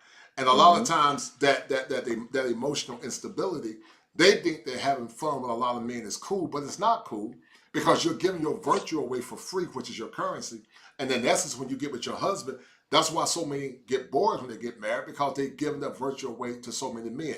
Would you agree with that? I would agree. Right. What do you think Kevin Samuels, back to him, got right? What do you think Kevin Samuels got right as it relates to Western women? And more or less, what do you think he got wrong? I don't think he got anything wrong. Okay. But what he got right was one, predicting their lifestyle. He was very good at pinpointing what caused, their actions. What made them. He was very good at pinpointing who was going to die alone. Let's say that. He was very good at. I think he was right at everything he said. Do you see any similarities between you and Kevin Samuels? And if it is, tell me what it is. One thing he does say is men of value or men with money, either one. The women that they marry understand that she might not be the only one he sleeps with, but he's still going to keep her as her wife. And right. I believe that, and I use that line, and I say that because my parents were in that situation, but my mom didn't want to play that role. But now my mom is still single. Right. So it sounds like once a woman gets a certain age, it's harder to find the love and protection that they had. Because, look, I mean, I get it why some women feel that way. But some of the same women that feel that way, they were very polygamous before they got with their husband. Some lie about things. And so I can understand to some degree. Presto Myers said that women today believe they can hide their promiscuous past with a body count 30, 40, 50, 100, 200 plus. They always be chasing after the thrill. That's true. And also shout out to something that Buck Travel said. He said women don't respect men in the States. No matter how much and how big his pocket is, just look at what happened to Amber Heard and Johnny Depp. I want to show you something real quick, brother Holleman. And I'm going to show you what these young men were talking about. Their struggles are similar to yours. One of the brothers' name is Global Mall. He's a content creator out of I believe, Miami, Florida. I want to show you something. I want you to tell me what you think about what I'm using behind the camera. All right. So this is the cameraman for my man, Lord Jamal. I spoke. And Global Mall has his own YouTube. He's a traveler. He's a passport bro. And these brothers are Xennials. They're around your age. I mean, Global Mall is in his 30s, but this young brother here is like 23. He's about your age. So tell me what you think about this, man, real quick. Jamal a couple of minutes ago. I spoke to Jamal a couple of minutes ago about world travel. So Jamal, tell the audience who you are and why you have decided to travel abroad as an expat leaving the confines of America. Tell the audience, please. Hey, man, my name is Ree. I'm over here with Virgin. I'm the cameraman for Bro Jamal. I'm out here traveling because, that's what we like to do. We always dreamed about traveling, going to different places. Man, the world is bigger than your city. It's bigger than the state. It's bigger than the country. There's so many other continents you got to go to and see. And, I don't want to live life regretting, I wish I would have went over here. I wish I would have went over there. I want to see it all just to know what it is and what it ain't. So luckily, God put opportunity in our hands to work and make things happen. And now we out here trying to grind. What would you say are some of the benefits to world travel and seeing the world outside of America? What's been some of the benefits to world travel? And, what were your experiences dealing with some of the American black men and black women, or Americans in general, based on treatment as an African-American man? Propaganda that the states that we hear, we just make it feel like United States is the best country ever, and us being a national there, what do you think about what that young brother said up for 1 minute, brother Auston, about America being the global king or queen? What would you say about that? I would have to disagree. I think America is the best country, just as far as not for social aspects, but I think this is probably the best country you could live in, just not to socialize and date. Right. Maybe he didn't qualify as related to dating, but because I'm sure there are definitely barriers in Brazil, earning a living. You gotta have a game plan before you travel to stay in Brazil. Are you planning to move out to Brazil? Are you planning to live there at some point? Oh yeah. As soon as YouTube is replacing my income or doubles my barber income, I'm out of here. Are you gonna be a content creator over there and do hair, or what are you gonna do? Oh no! As soon as it replaces my barber income, I'm not gonna cut hair anymore. Oh wow! Okay, cool. Yeah. Cool. I'd rather do this all day. No doubt. Why did this give you so much joy? I mean, because it's empowering men. Why is it so powerful for you? It's helping more people than the haircuts do. If I need to go eat lunch, it's not a problem. I have a lot of times where I need to eat and I can't because I have a client in the chair. I have a fast metabolism, so I have to eat a lot. Okay. So this is more freedom. It's online. Right. He's a guy's a cut hair out. He said he's in Brazil. The brother said he's in Brazil. Man, you probably do both, man. If your skills are good, man, you probably do both. So, I keep both in the pocket. I mean, you probably making your paper doing YouTube, but I always keep an ace in the hole. But I'm gonna let you finish listening to this Xennial, but he's a Xennial like you. Hold tight. You want to be like, oh, the home is the best home. Like being over here, being in every other country is like, it ain't that bad. You know what I'm saying? You make it seem like it's a third world country. They make it seem like you're like living in huts if you're not in the States or whatnot. That's never been the case. Right. As far as like, as a black man, people don't see any difference or anything like that. I'm just another person here. It's actually more people of color in these other countries and these other states than how you think it is in America. So you're not no loner, you're not anywhere else, you're not like going to be treated even worse than America. You actually get treated better, to be honest with you. Let's talk about some of the mental abuse you went through as a black man growing up in America. Did you grow up in a two-parent intact family? No. Right. Just my mother. Right. So what are some of the things you went through psychologically as a black man traveling abroad? And what were some of the naysayers? What were some of the things the naysayers said to you, young man, with you traveling abroad? I think we all know that you can't do it. They try to put doubt in you. They make it seem like you're not capable, you're not smart enough, you're not this, that, and the third. That's all bullshit, man. I don't know if I cuss on you. No, you're fine, man. That's all messed up. Just go take charge in your own hands and just go do it. Like, travel the world. Like, and then you get to see the real. Like, all the stuff that people saying back home, nobody's saying that over here. People is embracing it. Like, as people walking by, they say, hey, what's up? Right. Like we're just regular people. Right. Traveling with Lord Jamal, what's been some of the benefits of traveling with this brother? You're his cameraman, but what's been some of the benefits of traveling with Lord Jamal? Bro, so like this dude's like bigger than a friend. Like this was like my client at one point, but he's taking care of me so much, not just like financially and everything, but anything that I needed as far as like traveling and stuff like that. He makes sure he takes care of me and everything. Like anything I want to go, this is for him. Wherever you want to do, he want to go do it. But like if it's a place I want to go, he'll stop everything and make sure we go there. So Lord Jamal, I want you to get in the camera with him. I want to ask you both a question. Both of you guys are from single parent homes. What were some of the struggles you young brothers went through, man, as growing up in single parent homes? What did you feel like you missed from not having a father? And now that you guys are stepping out on your manhood, what have some of been the benefits of stepping outside your manhood, defying the odds, and living on your own terms? Because I'm impressed with this young man. This young man has a trucking company. He has 3 trucks. The brother's doing well, but he's saying that even with 3 trucks, most of the women in Miami see him as a meal ticket. I want you guys to elaborate on the impact of not having fathers, but also I want you guys to elaborate on why you feel that most women in America see you as a meal ticket instead of seeing you as a grown man or a human being. It's a loaded question. I think that's just how the country set up, the climate is. Everybody trying to get money. Everybody needs money, so they feel like if you're around money, I'm gonna do whatever to get the bag or whatever. You know what I mean? So it's just like it's kill. What do you think about what those brothers are saying, Brother Holleman? I would agree. I mean, everywhere you're gonna be seen as a meal ticket everywhere in the United States nowadays. I mean, they don't value men at all. You think it happened more in America than Brazil, right? Absolutely. What percentage more in America versus Brazil? I've never had a Brazilian woman ask me to buy her a drink. Are you serious? Never. Wow. So what is the reverse of that compared to America? What's the reverse of it? You owe them a drink. Right here in America. Yeah. You owe them a drink without giving you anything in return just because they're a woman, correct? Yeah. Right. What's so frustrating about that, man? Does it make you feel devalued as a man? If I chose to deal with it, yeah. Right. But it sounds like to me that's no longer going to happen. Have you ever compromised your masculinity in your younger years? Did you ever compromise? And if so, how?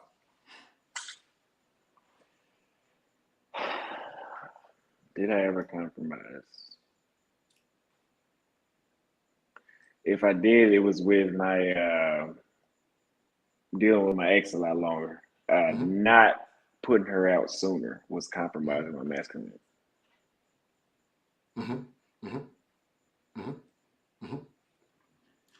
What do you think is the reason why so many men are not masculine in your opinion? Why do you think that's the reason for the most part?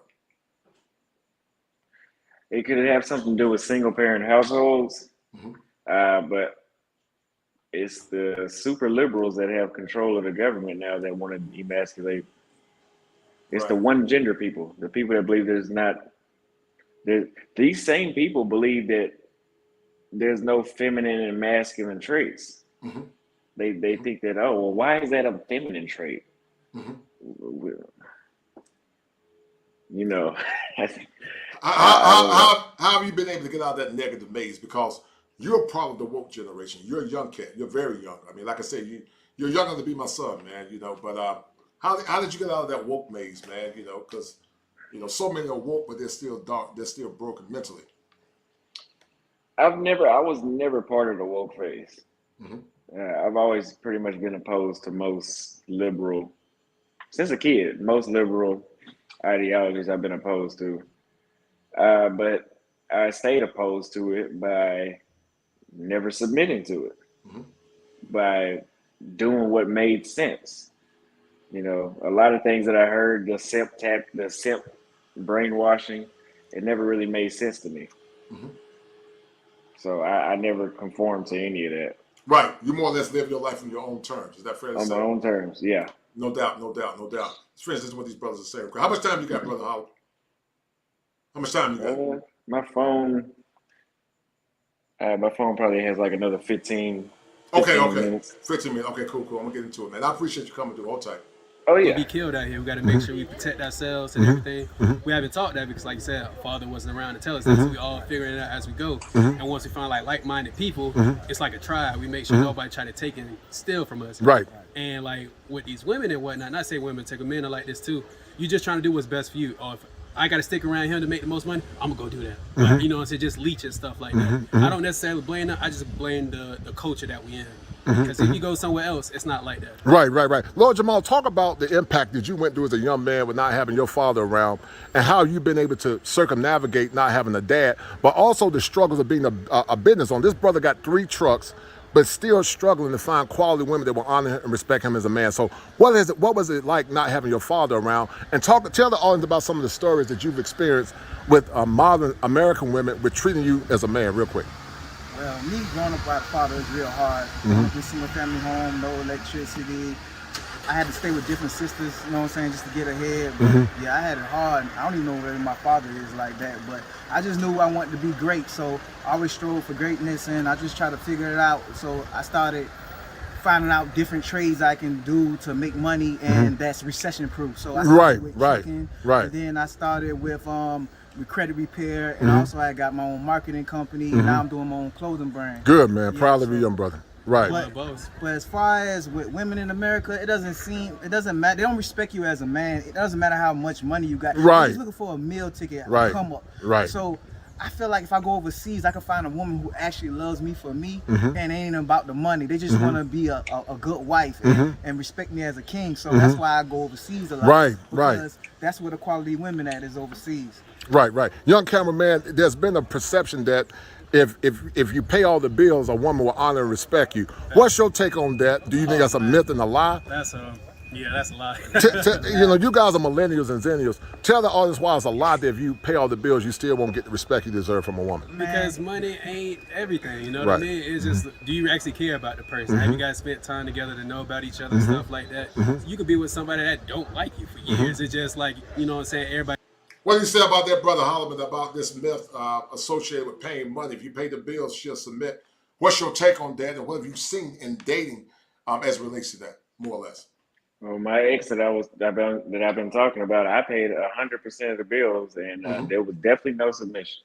Wow. So this whole thing about her resting her femininity is a myth. Everything they say is bullshit. You just cut straight to the chase, man. I'm gonna start calling you the lace color. You don't even play. You cut straight to the chase, man. And hearing these young men, millennials and Xennials say what they say, man. What's going through your head? I see you thinking. I see you over there thinking, like you processing. But what are you processing when you hear these young brothers saying the same, similar to what you said? It just lets me know that I think my generation will probably be the last generation that deals with this. Started with me. That's why I'm here. All the shame and language, brother Holleman, about men tricking overseas. Let me show you this article real quick. But they got articles saying that sex tourism, many women are complicit in sex tourism. Did you know about that? The white women, British women, they're into sex tourism. Did you know about it? Especially white British women. No, I didn't know that. Right. You remember the movie called Stella Got Her Groove Back? I don't think so. Yeah, right. Yeah. I can't remember. You're a baby, man. But Stella Got Her Groove Back was a response to a black woman traveling abroad to get with a younger Jamaican man, and she talks about how she got her rocks off. Why is it that? And maybe we talked about it earlier, but why do you think it's so that we don't call out white women, white men, black women when they go abroad because they're tricking too? But why is it that you don't hear the same level of vitriol when they do it? Because this article, Jamaica's Lure for Black Women and Why It Matters in Our Age. Let me show you this real quick. We're going to look through it real quick. But why do you think that's the case, man? Because, people always talk about, this going there tricking, which, like I said, it's weird to me. But let me show you something real quick and tell me what you think. Because I never understood it. Well, actually, I do understand it. It's just a devaluation of black men. But hold tight. Let me see. Female sex tourism on the rise. Okay, that's it. All right, hold tight. Because I get sick of hearing it, man. They always go to that old trick out of the playbook. So it states the female sex tourism is on the rise, and what black women do to it. And black women do it too, right? And they do it. I guess they're saying she said she's tired about the exotic hookups of white women in the travel groups on Facebook. Let's be honest, they're just writing about another form of sex tourism, like another subject in the travelers blogging space. White women escapades do the color war dominate the conversation. They are the female face of sex tourism. White men too. White women of a certain age, overweight, white 20-somethings who run off to Jamaica or Zanzibar in search of attention from well-fit black men. Don't sleep on. Look, here you go, Brother Holleman, because for all these clowns that like to shame black men, but here you go, Brother Holleman, you see it for yourself. Don't sleep. Sisters are doing it too. Now, why is it that these simp surfers always go across the traverses of the internet and they're trying to shame black men? The black women are doing it too, man. Why is that? Why is it that? Well, the men, they think they're going to get some play. Right. Out of being on the women's side. So they're not going to bring up points or articles like that. Mm-hmm. They want to be on women's side. But that's weird to me. Shout out to my brother Dre from Love Crossing Borders. Dre is actually in Colombia. Don't know if you heard about him, man. We need to definitely do a collaboration at some point with Dre, me, you, and Dre. And definitely want to come on your channel, man, and chop it up from a clinical perspective. But Dre said that they do it and they lie about it, no doubt. And that's a deal, right? And he is correct. But why is it that it feels like black men are in this state of colonialization where, nothing we can do is ever enough. We're always shamed into silence. It's almost like unless you get permission from the queen, you can't be a man. Is that fair to say, in your opinion, that the queen dictates how black men respond in America, in your opinion? Correct. Queen, some will call it queen bee culture. You know what that is. Like, you got the queen bee, and then you got the drones. They follow what the queen say. Mm-hmm. Is that fair to say? Mm-hmm. And does that frustrate you as a man? And if so, how? It's not masculine for a man to follow a woman's lead. Right. And when you see it, what does it do to your spirit? Because I'm sure you see it all often. I heard some of these poor simps crying and complaining, talking about, one guy was crying, man. It was disgusting. One dude was crying, talking about, we loving our sisters and, this and that. And listen, I don't have no issue with black women. My wife is black. I've been married for 26 years. Not that I need to qualify that, because I do what the hell I want to do, and so should you. But it's like black men got to always prove their points to what they're doing and why they're doing what they're doing. Does that frustrate you as a man, Brother Holleman? Yes. Break it down for me. Well, why do I have to prove myself to someone? Mm-hmm. Like you said, I live life on my own terms, so I don't feel the need to seek approval or validation. Mm-hmm. Or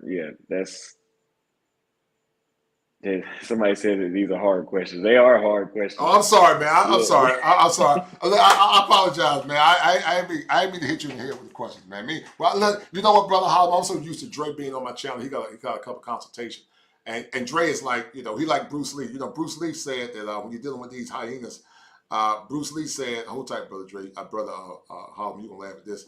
But Bruce Lee said you got to be like water. Oh.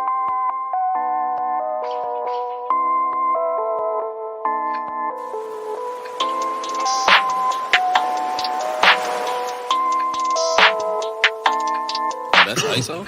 Rack it up, I got a bit of the bank to make me a safe house. Shake it up, she got her hands on her knees and Yeah, you got to use mental kung fu, Brother Holleman, on these modern day hyenas, man. You know, you got to use defensive tactics and defensive techniques, because if you don't use it, they'll try to make you a slave. And it burns me up, man. It burns me up, because I tell men, don't even go on those platforms. Don't go on these toxic platforms where men are trying to, you don't have to answer to a damn thing. You're a grown man. If you want to date women abroad, that's your right. If you want to trick, that's between you and God. I'm not telling you to do it, but that's between you and God. If you want to date women of other ethnic groups, that's between you and God. Because, see, many don't want to earn the ring, Brother Holleman. They don't want to earn the ring. Why is it that women should earn the ring? Tell me what you've learned about making her earn this ring. Because paternity fraud, no-fault divorce, and also some men will be taking care of another man's kids. Why must she earn this ring? Why is it important for her to earn the ring, brother? Why is it so important? Well, I mean, because people don't appreciate things they don't have to earn. Mm-hmm. So if, for example, remember I told you the chick that thought that she told, I think this is a good example. She thought she was going to tell me, oh, I included you in my plans. I'm like, this is my life too. You know, I have my own plans. I'm not just going to jump on yours, but kind of shocked her, like, oh, why don't you go get somebody younger? Right. Okay, I can't. I was like, by the way, I'm about to go around the world pretty much sleeping with women, meeting different women, so you're going to have to deal with that. And she kind of was just like, oh, well, I'm not going to do that. And I was like, hey, well, this is what I'm going to do. I'm not changing it. I already told my subscribers that's what I was going to do. And so she blocked me. 2 hours later, unblocked me. What are we going to do? Oh, what do you mean? What are we going to do? What are you going to do? I already told you what I was going to do. Now she's all over me. Now it's all good. So she realizes she has to compete. Boom. She has to earn me. Say it one more time for those in the back. I don't think they heard you, Brother Holleman. She has to Tell them compete. again. She got to compete. She has to compete. She has to earn me. It's not that I'm trying to play some game like, oh, she got to have to chase me. It's just, no, right now, this is what I'm doing. Mm-hmm. I'm not jumping on the first thing. And hey, you can either deal with it or not. You're talking about the girl you're dealing with now, or you're talking about a woman, some other woman in general? What I'm dealing with right now. Right. And is she from America, or she's a foreign woman? She's from Brazil. Right. Yeah, right. You did say that, right. So she, even in Brazil, men got to still be masculine. Tell men why they still got to be masculine, even in Brazil. Tell them why. Take your time. I'm hitting with these SAT questions, man. But why do you think men still got to be masculine, even in Brazil? Well, I mean, I would assume it's because there are a lot more women than men. That's not right. I don't know. Maybe it's because they got us coming over there competing with them now. Well, I'll tell you why. Because women, at their nature, they're all the same, regardless of what environment they're in. Oh, yeah. That's why simps don't win anywhere. Right. Yeah. There's a condition called nature versus nurture, right? And so we call it intrinsic motivation, extrinsic motivation. But women are intrinsically hardwired to respect power and strength. The only difference in Brazil is that they've been socialized to respect masculinity, whereas here in America, they've never been socialized to respect it. So you're fighting an uphill battle as it relates to respect. And because so many of these simps been raised by the mom, anytime brother Holloway, when Holleman, damn, I'm gonna get your name messed up. Brother Holleman, when you go out and try to bring forth clarity, you get guys all across the universe and all across the internet doing this.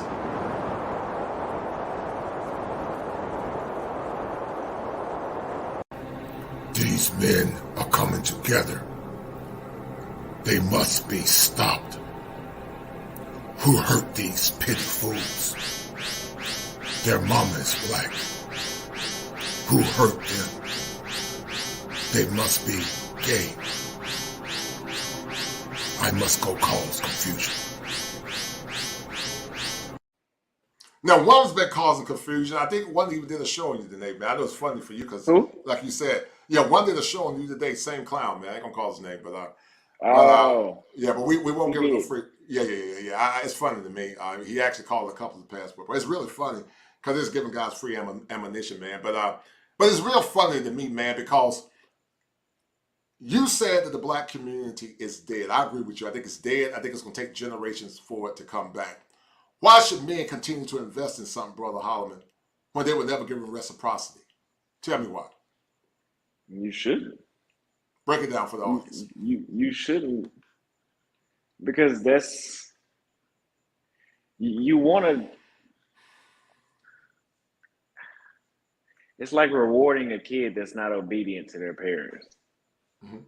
Is that what you're saying? Right. It's like right. You're right. That's exactly what it's like. Then they'll never appreciate anything. Right. In the future. Have you transformed some of your friends' lives because of your decisions? What have you done to transform their lives? Well, I tell them to subscribe to my channel and I put out this content. But a lot of them can't be transformed. I agree. A lot of them can be. A lot of them are in dark. Just like yesterday, we did the fat versus thick live stream with One Master Teacher. One Master Teacher, right? And there's a lot of fat chicks that One Master Teacher pulled up, and the dude's like, a dude I know, he's like, that's thick, and I'm like, that's fat. But he's been conditioned. Tell her what's the difference between fat and thick. Break it down. Well, break it down. You're not thick if you don't have any lower body. So when I think of thick, I'm thinking of the lower body, waist down, but above the waist is not thick as well. And so, like Brittany Renner, Brittany Renner is considered. I would consider thick. Oh, you consider her thick? Yeah, because slim thick. So, yeah, she has a slim body, but her lower body is rotund. Thick. Okay, yeah. You call them, that's slim thick. Then you got thick, and then you got fat. Would you agree with that? When you got that, you got Brittany Renner. Then you got chicks that may have a little more weight, but those chicks are on the borderline of being fat. The thick that most American men identify, I think, is borderline of being fat. They put on 5 more pounds, they're gonna look fat. I'm trying to think of who's like that. Man, that's a good. What's the chick that you play on the Cosby Show? What's the chick on the Cosby Show? You know what I'm talking about? I didn't watch that too much. It's not Tempest Bless, so Rudy. I think it was Rudy. But yeah. Anyway, she's probably one of them that I can think of, man. You know, Look up the Cosby Show, the light skinned chick. I can't think of her name. It's not Tempest Bless, so hold tight.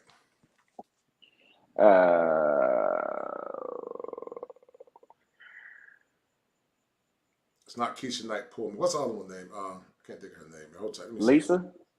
No, not Lisa Bonet. She was the one. Oh yeah, Raven Simone. That's her. Raven Simone. What's your take on Raven Simone? Raven Simone? Yeah, Raven Simone. Yeah.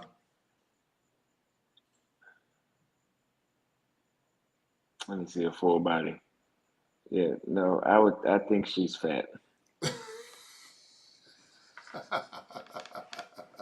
Do you think American men just tolerate anything, man?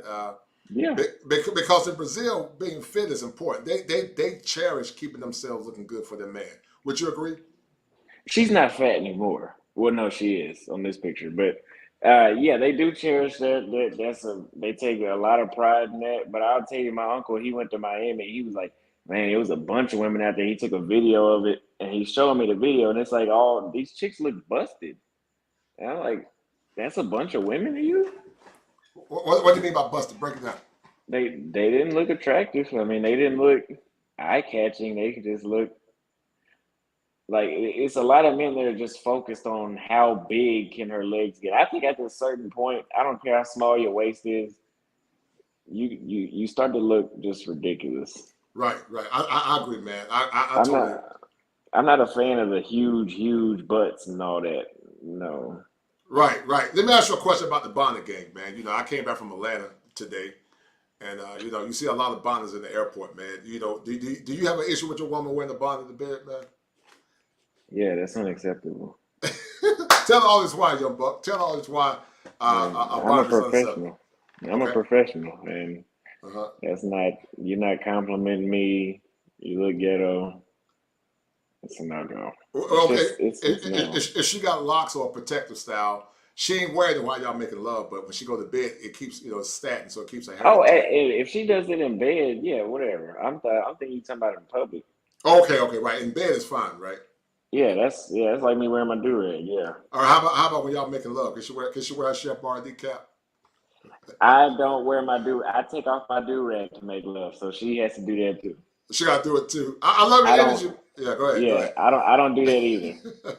Man, I love your energy, man. I'm gonna let you go, but I'm gonna ask you these a couple questions before you leave. And this is the last part of the show. And after you leave, I'm gonna finish the conversation. But this is the part of the show that we do this. This is the part of the show where we find solutions. All right, listen, solutions. I think you said it more or less in part. But give other Xennial men practical solutions moving forward. I know you said don't tolerate it. Fire that A. What are practical solutions going forward? You look fit, but in your own words, what are some practical solutions? And then what did you get from the show? A practical solution to dealing with women? Yes, sir. Modern women. Practical solutions. So like we said, zero tolerance. Tolerate no disrespect, so fire her. You need to have some standards. Okay, you're lowering your self-esteem by not having standards, and I'm telling you that because I've been there. I'd rather be celibate right now than the chicks I got to sneak in at nighttime because I don't want nobody to see them. I've been there. That's not standards, and that's not no way to live. Or you tell you, oh, what was your homeboy asked, when was the last time you had some? And oh yeah, the other day. And oh, really? Who was it? You can't show them a picture. That's not right.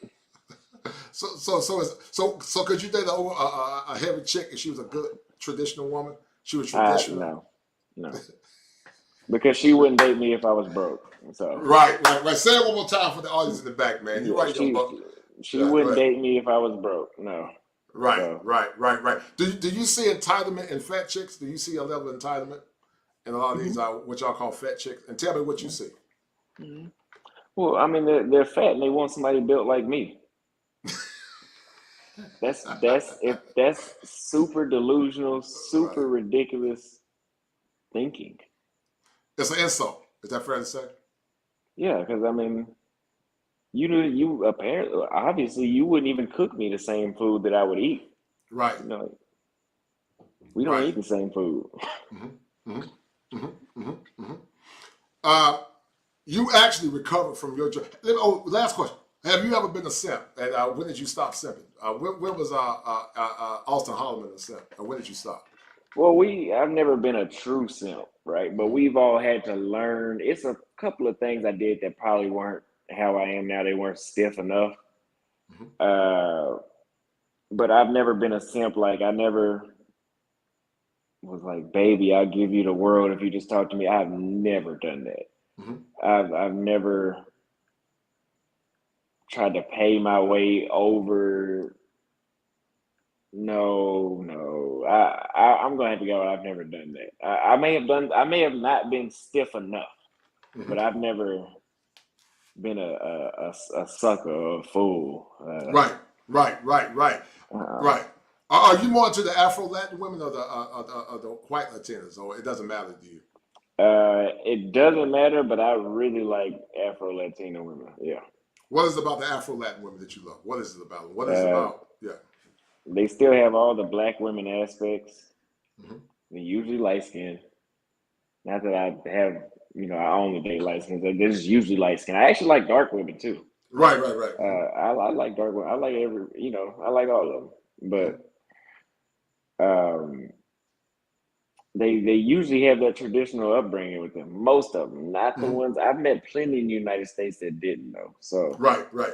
I'm talking about the source of Afro-Latina in South America, not the ones that immigrated here, the ones that are still in their home country. They have the black women bodies and good hair, and they have traditional minds. Right, which is beautiful, by the way, which is beautiful. Yeah, that's a great combination. Listen, man, man, you did a good job, man. You know, I didn't mean to hit you with all those questions, man, but that's fine. That's fine. But you did a good job, man. Listen, let's plan something again, man. I'm gonna have Dre with Love Crossing Borders. I'm gonna interview Al Grease next week, man. So feel free to come up with me, man. Al Grease from Frustrate. I want to bring you back. Let's plan to do a show on your channel at some point. Let's pick a day, and I'll come on your show. We'll chop it up. We'll talk about the importance of mental wellness and world travel, and why men need to have standards and how to operate in a culture where masculinity is often derided. So let's do that at some point. And listen, man, I appreciate your time, man. You killed the game, man. You know, you're very blunt. I like that je ne sais quoi. I need you to adjust your crown, though, for the audience before I let you go, man. Go ahead and adjust that crown, man. Go ahead and adjust your crown. I need you to adjust your crown real quick. What do you mean? He said, what I mean? There you go. There you go. There you go. Look at my boy. Look at my man, Holleman, man. Holleman adjusted his crown, no doubt, man. But listen, man, I appreciate it, man. I know you got to go. I know you're busy. I know you're trying to get your channel popping. You're doing a darn good job. And, man, congratulations on your meteoric rise. You're growing. I saw you maybe like about a week ago, man. You're under 3,000 there. You're damn near almost 10,000, man. You're killing the game, man. And I really appreciate you taking your time to come out and chop it up with me. What did you get from the show real quick? You know, from a clinical perspective, what did you get from it real quick? It was just further refreshing or rejuvenating my viewpoints on what I'm doing. And it's just, it's only positive to hear myself just actually be able to break down why I'm doing what I'm doing or where it came from. Right. I've never been in therapy or nothing like that. As much as I get told that I need to go.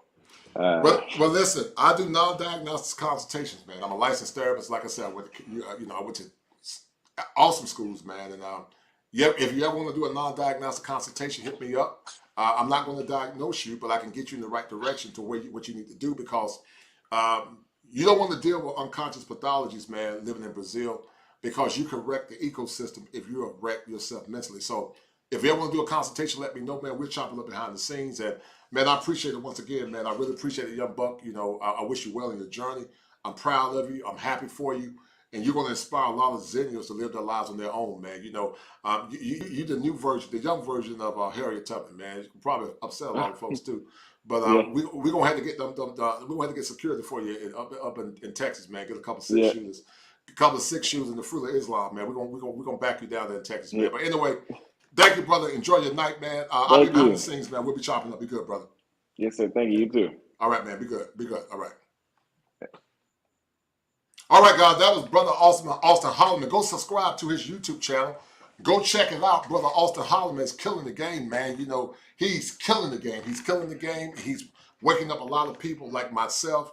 And, you know, it brings me joy, guys, to see young millennial men beginning to live their lives on their own terms, no longer impinged, no longer hindered by the West and Western thinking. You know, so it brings me joy to see that. And that's why I keep telling you guys, you got to live your life from your own terms. You got to live your life to the point where you're honored and respected, and you're not more or less worried about what people say or do. You're just living your life on your own terms. You're free-flowing, and you're setting standards, you're setting boundaries, and you're striving to get the best outcomes. But I want to finish showing you guys something, man, because Brother Holleman has been coming under attack. Shout out to Greg Wisconsin for that $10 super sticker, and that's a deal, right? I appreciate it. But this brother's been getting under a lot of attack, man, by a lot of folks, man. Y'all guys go subscribe to Brother Holleman's channel. Good brother. He's doing it up, man. I really appreciate him coming on tonight. Shout out to D. May. He said that, shout out to the kosher clinician and Brother Austin. Brother, I'm going back to Brazil this February. Let's meet. I don't know if I can get back in February, but you go ahead on, young buck. You got the money, man. I hope you enjoy yourself. But I want to finish showing you guys about the hypocrisy, man, about men traveling abroad. And, you know, other ethnic groups can do what they want to do. White women do what they want to do. But sadly, when it comes down to men of ADOS descent, they're always shamed and to ridicule. So let me show you guys something to show you guys real quick, because I believe that men should have the right to self-determination. So once again, let's read it. It said, I'm tired of reading about the exotic hookups of white women in the travel groups on Facebook. Let's be honest, they're just writing about another form of sex tourism. Like most subjects in travel blogging space, white women escapades through the colored world dominate the conversation. They are the female form face of sex tourism. The white women of a certain age or overweight, 20-something, who runs off to Jamaica or Zanzibar in the search of attention. And sisters are doing it too. So the question is, do you prefer a beach fling, romance, sexapades, or close encounters of the third world kind? Female sex tourism is on the rise, especially with women dominated in the international black travel movement. A roll in the sand with Dexter St. Jock got the recent heart attack, 5-day vacation hookup, both failed within sex tourism spectrum. I'm not judging them about their own choices, own your sexuality, but I don't hope that this is your choice to do it safely. So right here, guys, you can see women enjoy casual sex and prostitution too, but with far more hypocrisy. So they are doing it. They have always done it. Stella getting their groove back was part of it. But these same hypocrites will turn around and judge you and tell you not to do it, or you just going over there having sex with foreign women, they're poor, and trying to shame men into silence. So once again, I'm not advocating sex tourism. Let me be clear. But whatever you decide to do, that's between you and God. I don't have nothing to do with that. You got to answer to God for whatever you do and any other man or woman. But what do you guys think about the hypocrisy of this article? And this article was a couple of years ago, because you don't hear people trying to shame the alphabet communities and doing what's best for them. But what do you guys think about the hypocrisy surrounding this? What do you guys think about it? Is it something problematic in your best estimation? Is it problematic, to say the least, that when black men do it, it's an issue? Gregory Scotland said that what does Auston think of certain male content creators to promote successful black men marrying up with baby moms to save the community? I don't think he adheres to that, Gregory Scotland, and neither should you. Shout out to my man, Peaceful Life, the Ingram Experience. He teaches something called relationship capitalism. To parent that, I came up with relationship inflation, meaning you should get the best bang for your buck. You should get the best value you can get for your dollar and for your resources. You should not settle for mediocrity, because they're not going to settle for you. So you should get the best bang for your buck, in my opinion. Barry Hamilton said that Gregory Scotland, my quote is getting along. Relationship where couples tolerate each other to keep the community going, like pulling a choke on a manual car. Yes, men got to do what's best for them. If the community is not supporting you, then you got to do what's best for you. Big Boss Real Talk said, Coach, you keep asking questions. Hey man, that's what I got to do, man. That's that elite level of thinking. Big Boss Real Talk. Yeah, I got to ask the questions, man. I got to ask the questions, man. I want to show you guys something else, man. You know, I love keeping my mind spinning, but I want you guys to finish listening to what these young brothers, I got to do what's best for them. If this is the best living situation for me, I'm going to put up with somebody for X amount of years till I can do whatever and go on my own or something like that. Right. There's a lot of people in my age group that's just going through that right now. I just went through something like that, you know what I mean? So it's just, it's sad out there, man, to be honest with you. Let me ask you guys a question. There's a word called simping. Have you guys been simping? Nah, I'm simply living life. That's the only thing I'm You say you simping living the life? Living life. All right. Well, let's talk about real quick. Tell the young brothers a time when you simp, but you changed your simping ways. When have you been guilty, Jamal? You're a king. You got that Scorpio swag, but tell the audience about a time, Jamal, when you did simp, but you learned from it, and now you're trying to be a better man. Real quick. Well, I feel like I simply made a mistake dealing with an American woman. All right, you were simping out by being with her. Simply just better over here. Right. But I regret like just having women just leech off me just because of what I have. Right. Instead of for who I am as a person. So I regret that. I think that's when I was simple. Right. But you know what, man? You live and you learn. We all have been simps at some point, but you know the new motto is that thou shalt not simp. I talk about the conscious and the unconscious simp on my YouTube channel. I want you to tell the audience about what you wish your dad would have told you. What's your name again, brother? Ree is the cameraman for Lord Jamal and his YouTube channel. Go check him out on his YouTube channel. What's the name of your channel again? Global Mall. He's a world traveler, world expat. But tell the audience when a time when you simp, brother, and what you learned from it, and what you wish your father would have told you as a young man. Man, so my father passed away a week before I was born. Oh, I'm sorry to I hear usually that. tell nobody like that, but Mhm. it is what it is. We got the exclusive right here. Mhm. But if it's one thing I wish you would have told me just about like women and shit like that, just be yourself. Mhm. Usually I'm coming from like women, you know what I mean? They Mhm. tell you how to treat a woman. So Right, right, people right. extra try to Right, treat a woman, but they don't right. tell you how a man should be treated. Right, So right, I wish I had right. somebody older told me like, hey bro, do you make sure you love and take care of that Mhm. person, but make sure it's reciprocated. Right, right, They make right. it seem like you got to go above and beyond just Right. to meet to get Her in your needs, footsteps, right? but never to meet your needs. And see, like I tell you guys, that's the great dichotomy. Over here, women are conditioned to treat men like men, and here, you know, there's a penalty when you get out of line. And we're not advocating violence, but over here, men are treated like men. And I'm so proud of these young men. They're living life on their own terms. We got Lord Jamal with his production company, Global Mall, but also his cameraman. These guys gonna do some big things. I'm gonna be the first one to talk about him when his YouTube channel blow up at some point. I got the exclusive footage. And like I said, guys, I told you guys, my job as a therapist is to help empower these young men, to let them know they can be loved outside of America and they don't have to deal with disrespectful women or disrespectful men, and they can get the outcomes if they focus on themselves, because greater is later. Real quick, tell the audience why greater is later, Lord Jamal. Tell the audience why greater is later. Well, in my case, I got greater later because, like I said, I grew up not having nothing, not having a father in my life. And I feel like a woman can't teach a boy how to be a man. That's true, yes, sir. So I recommend that if you have... What do you Xennials think about what these Xennials and millennials are saying? What do you Xennial brothers think about what these young men are saying? How does it resonate with you? And I want you guys to leave your answers in the comment section. What are these young men saying that resonates with your struggles of growing up in single-parent homes, growing up without an identity in masculinity? What do you guys think about what these men are saying as their struggles parent that of our brother Auston Holleman? Keep listening. A child, make sure you stay in your child life, man. Be there, teach them how to grow up and be an adult and how to make it in this world. You know what I'm saying? So that's my outlook. Okay, tell the audience, you know, you're 23, you're a puppy, man, but tell the audience why greater is later in your opinion.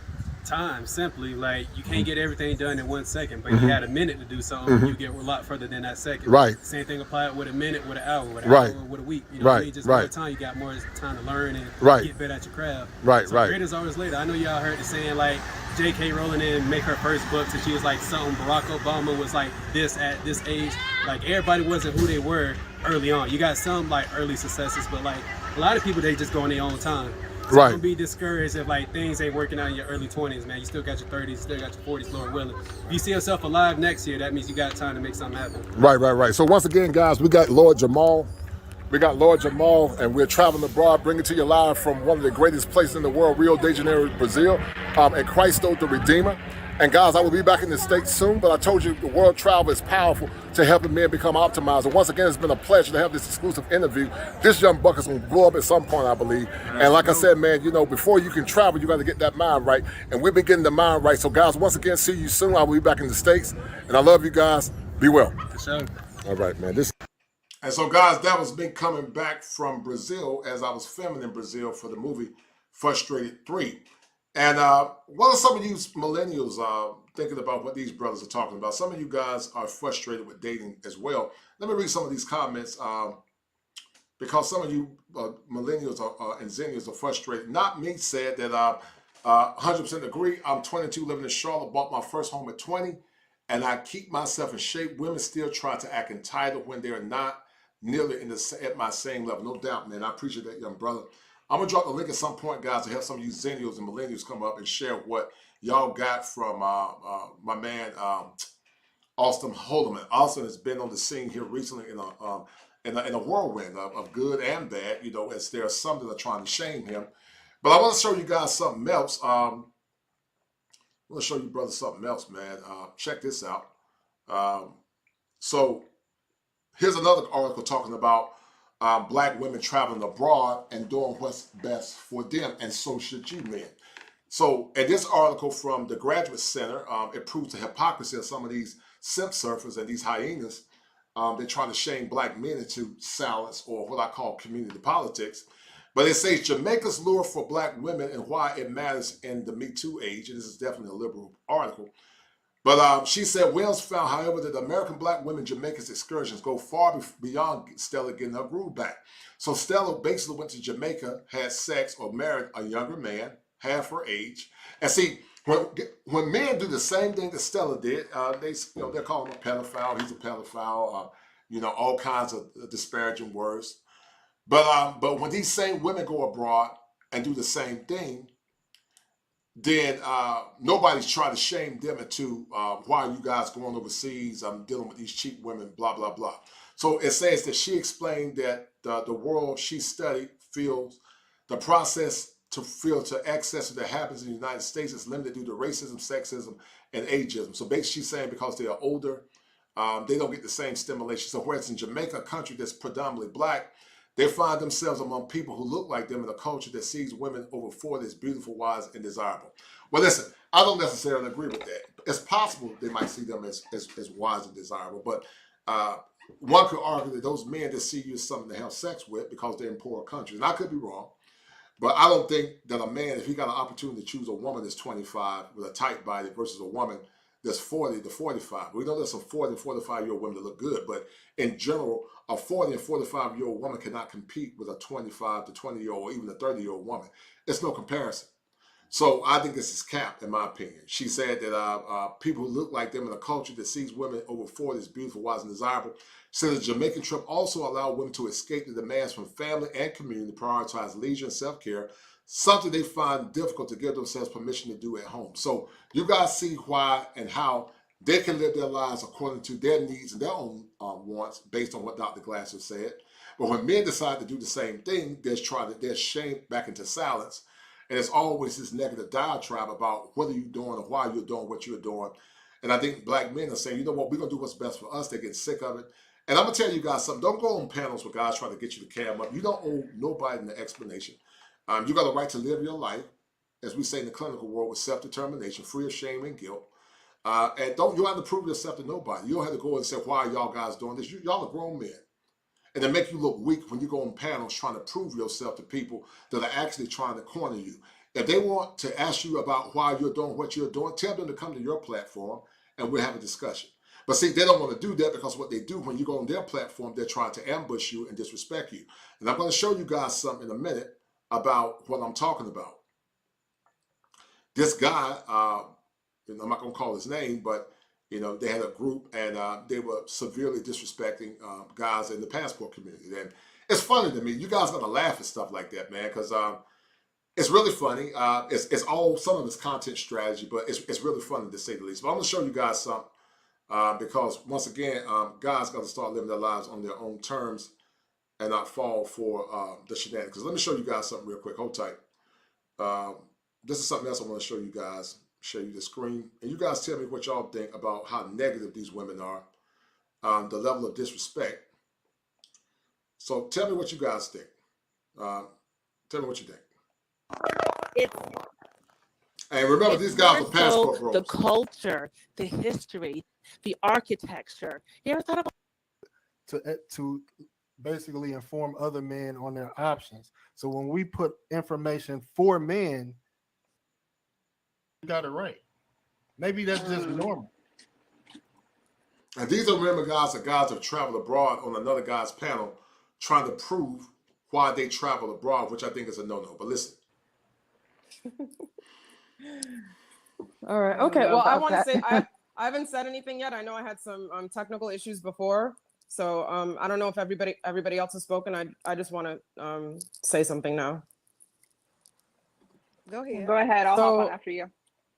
Thanks. So just starting with the beginning about why are Black women upset that Black men are going, that are traveling. First of all, we're not upset that you're traveling. You could do whatever you want to do. And it goes back to what I was saying about the whole preference thing. You can have your preference. You can go to Brazil and you could prefer the women. Shout out to Top Gun. Top Gun said for that $5 super stick. I appreciate it, brother. He said Stella really got egg on her face. Her man really like Dingaling, but they try to shame us. He said, you can't make it up, brother. And I agree with you 1,000%. That's why I keep telling men, live your life on your own terms. Don't worry about what nobody else is saying. Live your life on your own terms, because many of you guys that are listening have worked hard. Like the young brother said a minute ago, he stepped his game up. He's working out. He's in the gym. He's in good shape. But he's still dealing with incessant narcissism and entitlement. So you guys are free agents. You do have the right to self-determination. You don't have to answer questions to anybody because the same people that push community politics are not loyal to you. As I always say, many did not vote for policies that could have benefited black boys, white boys, black men, white men, and the black family. They didn't vote for those policies. They voted for themselves. So once again, they want to talk about community when it benefits them. But when it comes down to power, they want to talk about them and their solipsistic needs. And that's why you have to do what's best for you and not be a rat. So keep listening. And there, you could do that, but don't feel like, and I'm not saying it's all black men who travel do this, but a lot of them do. They just don't feel like because you have a preference for another type of woman, that means you have to down black women. That means you have to, you feel this desperate need to compare them to us. You have to talk about how much better they are than black women here in the States. Listen, I'm a dual citizen. My parents are Nigerian. I'm a dual citizen. So I'm not impressed. I'm not instantly impressed just because you've traveled, because I've traveled too. You know, do what you want to do, but don't feel this need. And again, I'm not saying all black men do this, but a lot of them, you get a passport, you go out of the country, you meet a woman that is not black and does not live in America, and you're cocky now. Now you feel like you need to down black women in America, and you don't need to do that. Do what you want to do, but don't feel like you have to drag us in order to do that. That's basically all I'm saying. That's my reaction to it. Which I never did. Sir, I said more than once, I'm not saying all black men who travel do that. I'm not saying you specifically. I'm talking about the black men that do. Let me ask her a question, or the women on the question real quick. So when black women convince other black women to travel, in what ways or forms do they convince other women to travel? How do women know about Jamaica or these other countries where it's popular for black women? How is that communicated? I'm just curious. How do they know about it? Well, I can only speak for myself. Like I said, I've been traveling since I was a baby, so it's not some secret thing that I just discovered and other black women have to tell me. So maybe I'm not the right person for that question.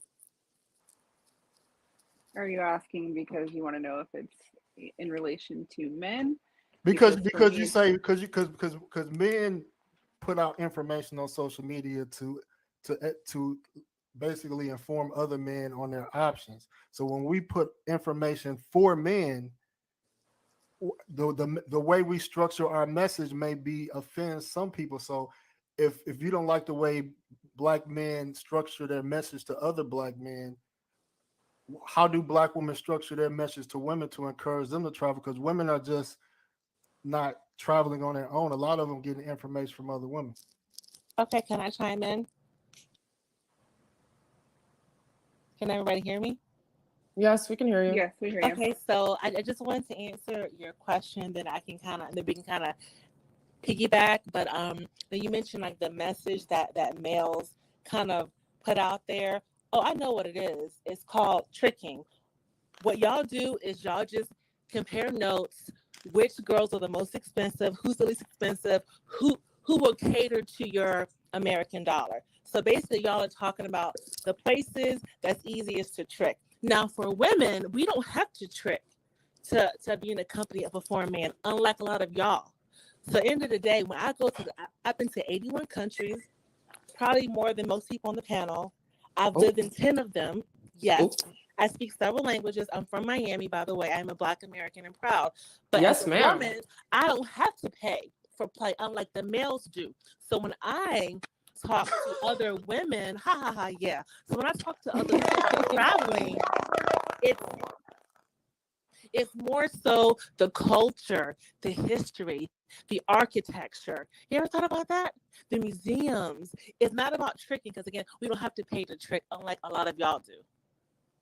I hope that answers your question. We don't have to compare notes on. No, that wasn't even a question. How the much question does was. cost? No, that wasn't I'm a sorry, question. sir. I'm still talking. You mentioned the narrative that guys put out when they exchange, like travel information, when they encourage each other. I said, what forms do women use? I said, what forms? Like YouTube, Facebook. What forms do women use to communicate their? A plethora of different. I thought you mentioned forms. Okay, you mean forums. Okay, well, we can go there as well.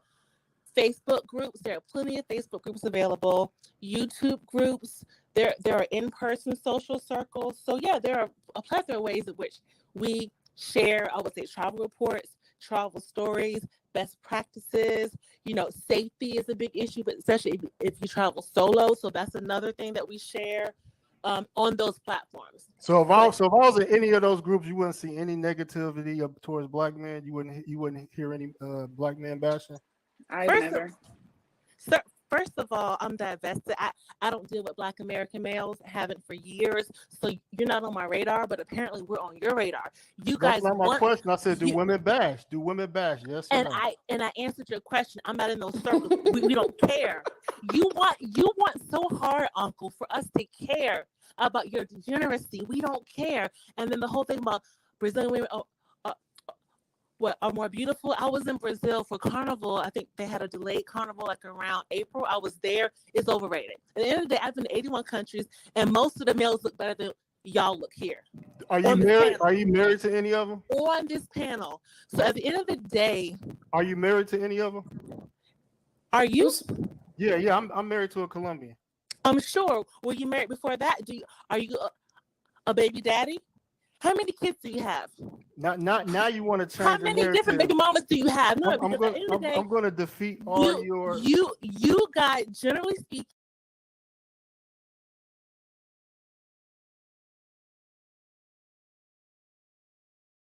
Do you guys see the hypocrisy behind this woman? And once again, guys, that's all part of hyena behavior. That's all part of hyena behavior. That's part of death language. They deny the evidence. They become enraged when you present them with the evidence, and they fight you or they flee through ad hominem attacks. You guys don't think I'm serious when I say what I'm saying, but this is what I call the concourse of mental illness permeate. It's mental illness, man, because the hypocrisy is unreal. And like Capricorn is saying, he said that she's hyperventilating. That's funny, man. And look how my man say, Kelson J said she doubled down. Right. You guys see the hypocrisy. Look how disrespectful she is.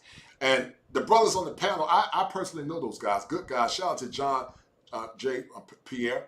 Good brother, man. But look at the hypocrisy, guys. The hypocrisy. Men, you should never allow a woman to talk to you in that aspect. On the flip, you shouldn't even go on the channel like that because it's just a bait. It's a bait. It's a trap to try to get you to say something off code. Also, to give them content creation to build their platform. Some people build their content off toxicity and beef. So keep listening, guys. Hold tight. Give me 1 minute. Hold tight. Keep listening. Let's have a conversation soon. Have a problem paying $40 a month in child support, but you guys will use that same money to trick off a third world. And you guys see the shaming language.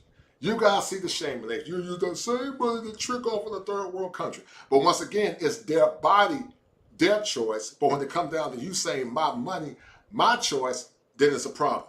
They can have inalienable rights, but you can't. So you see, guys, that we live in a very gynocentric culture where men can't have rights, men don't have rights, and they're always trying to find a way to shame you back into silence. You guys see it, and I see it, and that's a byproduct of deferred gratification. It's a byproduct of what we call the minimization of masculinity. Keep listening. Country woman, period. You've been in 81 countries and no one has got on their knees. Oh, plenty of guys get on their knees, but we don't travel because we're looking for men. I'm speaking to her. Okay, so you've been in 81 countries, so she done seen it all. So she should be ready. Yes, and guess what? And that's the thing.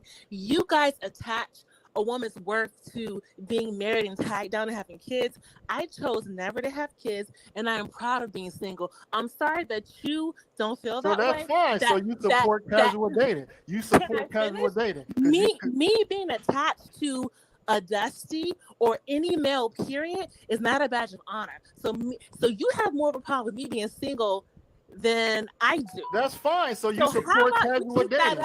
You support casual dating. You're not married. Paid for your mail order bride, your mail order bride in Colombia. Worry about her. Why are you worried about my singlehood?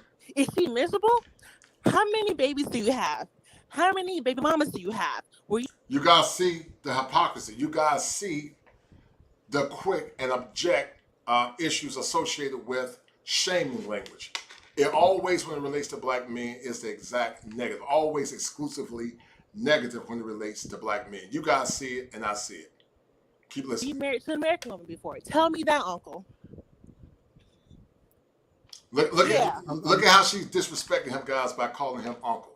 Look at how she's disrespecting him, calling him uncle. Look how she's disrespecting him. Check it out. I'm not sure. Yes. Well, you look like you could be, but go ahead, Uncle. Answer the questions. That's what I thought. Cat got your tongue. Who's next? Who's the next victim? Apparently, you care about my status more than you care about your wife's status. I hear some kind of like echo. Your microphone is messing up a little bit. Is it somebody? Whose phone is that? It's the gentleman with the maroon shirt that's speaking into the microphone. Your microphone's a little like we can't hear you. It's very scratchy when you speak. Yeah, I don't think we can hear you, Tito. Go in and go out and come back in.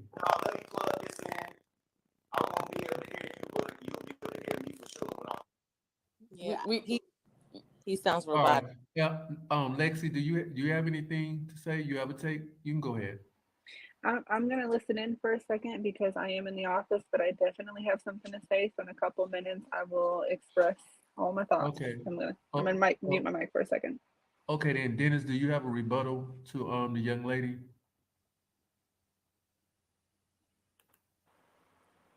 About what? About what she said. I think she was. She said a lot, and she said a lot for a long time. I didn't catch it all. Of course, because you have ADD. Go ahead. I don't have ADD, sweetheart. Boy, you act like it. Okay, Uncle, so go ahead and address whatever I had to say, whatever you're able to catch and like retain in your brain. So come on. First of all, the guys that travel that I encounter, most of these guys are not incels. Most of these guys are not losers. A lot of these guys are decent guys. A lot of these guys got decent jobs. They make decent money. Okay. There seems to be this narrative. These guys are just losers that nobody wants. A lot of these guys have been married. Okay. And they don't want to be married again. A lot of them are traveling. Men travel for different reasons. Some travel for sex. Some travel for basic common courtesy and respect. Some are looking for a wife and a girlfriend. I mean, it's just this narrative. They're all one monolithic group with the same intention, and that's false. That is false. And Rami knows this. He knows this. Not all of us are looking for the same thing. We're not all this monolithic group. It's unfortunate that I have to make these disclaimers because people will take what I say and run with it. Black men, we're not judged individually. We're judged as a group. One black man somewhere gets busted for, having sex with underage girls, and we all catch the heat for it. And that's wrong. As do black women. I agree. Black women are placed in one huge group as well, and we're extremely diverse. Jesus. There you go. Boom, bang, pow. Continue, Uncle. We're listening. Oh, God. You said that. Okay, black women are put in a group. Black women are generalized, and that's wrong. I didn't say all black women are this. All black. I can't speak for other people. I speak for myself. I don't put all black women in the group. I've had good relationships here in the States with black women, all types of women. Okay? But this narrative that men are just going down there disrespecting black women in the process. Yes, some content creators do that. They do that. And I don't agree with it. Okay? Just go and do your thing. And also, I do understand Rami Peso's point, and also some of y'all points that some black men travel and act like they're pimps when they're really tricking off. I don't agree with that either, but that's not what I'm doing. That's not what I'm doing. I don't agree with that. I don't think, you should front like you're a pimp when you're really paying for it. But at the same time, this is not what all the black men are traveling that are doing. We're not doing the same things. Okay, so you went to Colombia. You found your mail-order bride. You're tricking for life. Wait a minute. See, now you're lying. Now you're lying. Now you reach it. Come on, man. I didn't go to. I've been to Colombia one time, and I didn't look for no mail-order bride. Okay, nor did I look for a mail-order bride in Brazil. Okay, I'm not a dusty. I'm not an incel. I'm not a social retard. So you can't use that with me. So stop it. You are a degenerate. So I'm a degenerate. Oh yeah, I'm a degenerate. I got a bachelor's degree in electronics engineer. I got my own business. Okay, and can't nobody fire me. Yeah, I'm such a degenerate. Come on, man. Educated lane, but go ahead. Educate. Okay, whatever. Keep talking about your mail order bride. Whatever. You're so invested in my life. So apparently she's not that relevant. Whatever. You're just making these ad hominem attacks. The Black women ad hominem attacks that don't mean this jack. panel. Sign language. Sign language. So are you going back up there? Like, back to where? What, Brazil? Yes, I am. So, are you going up there because you enjoy the presence of those women there? I enjoy the weather. When it's cold here in Chicagoland, I go to Brazil. Okay. When it's winter here, it's summer there, so I go there. I enjoy the weather, the food, the culture, the women, of course. Of course, the women are the draw. Nobody's denying that. But it's not just the women. It's not just the women. I felt like this is my personal experience. Okay. The difficulty that we run into. Hold on. My personality is more compatible with Brazilian culture than American culture. That's why I love it so much. Okay. My love for the country is genuine. Okay. I've been all over the country. So you can't say that, hey, you're a dusty, you're just going down there, you're banging whores. Oh, come on, man. It's more complicated than that. No, I mean it's okay to be attached to a culture and love the culture. I don't think nothing's wrong with that. But are you down in American women in the process though?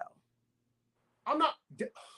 I share my experiences with dating in here in America. I share my experiences. Okay, I haven't had all bad experiences. I've had good women here in America, but I'm sharing my experience, and my experience here is that it's gotten worse over the years, and social media just fueled all that.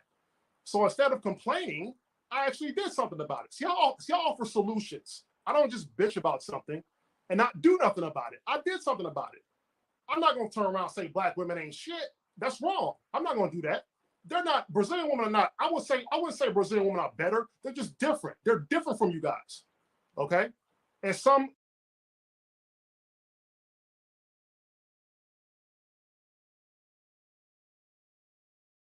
you should never have to qualify that.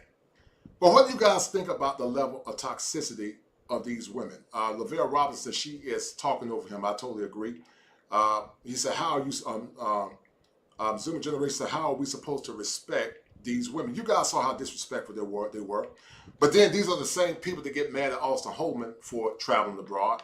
They're the same people that get mad at Zoom to Thailand for traveling abroad. I know Dennis. Dennis is a good brother. But you guys see the level of disrespect. And once again, that's a front to heteronormative masculinity. It's a strong front to heteronormative masculinity. Hold tight. You finish listening. Some men simply don't vibe with American women. It's not that they're dusty, incels, lame. They may not just don't vibe with you. So they go somewhere else. Okay? If nobody's buying, if you're in the marketplace and nobody's buying. Shout out to my man Tapan. Tapan said, how can every black man have 5 baby mamas? Hashtag black women choices, no doubt. Shout out to him. Thank you, Tapan. Keep listening, brothers. Keep listening. What you're selling, you can do one of 3 things.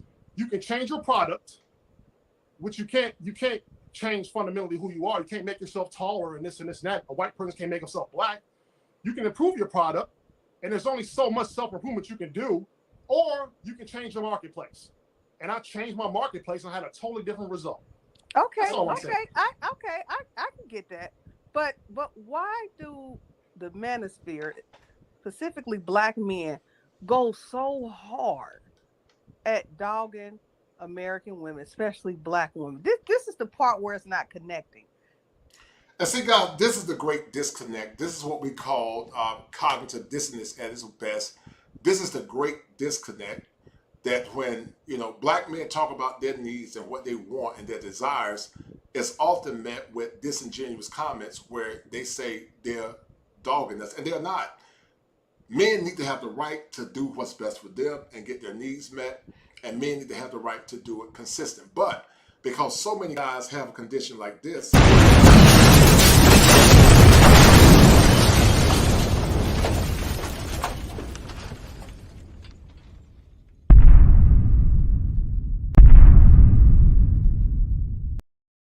Yeah, you're right, Capricorn. He said we don't have to explain ourselves, and you're correct.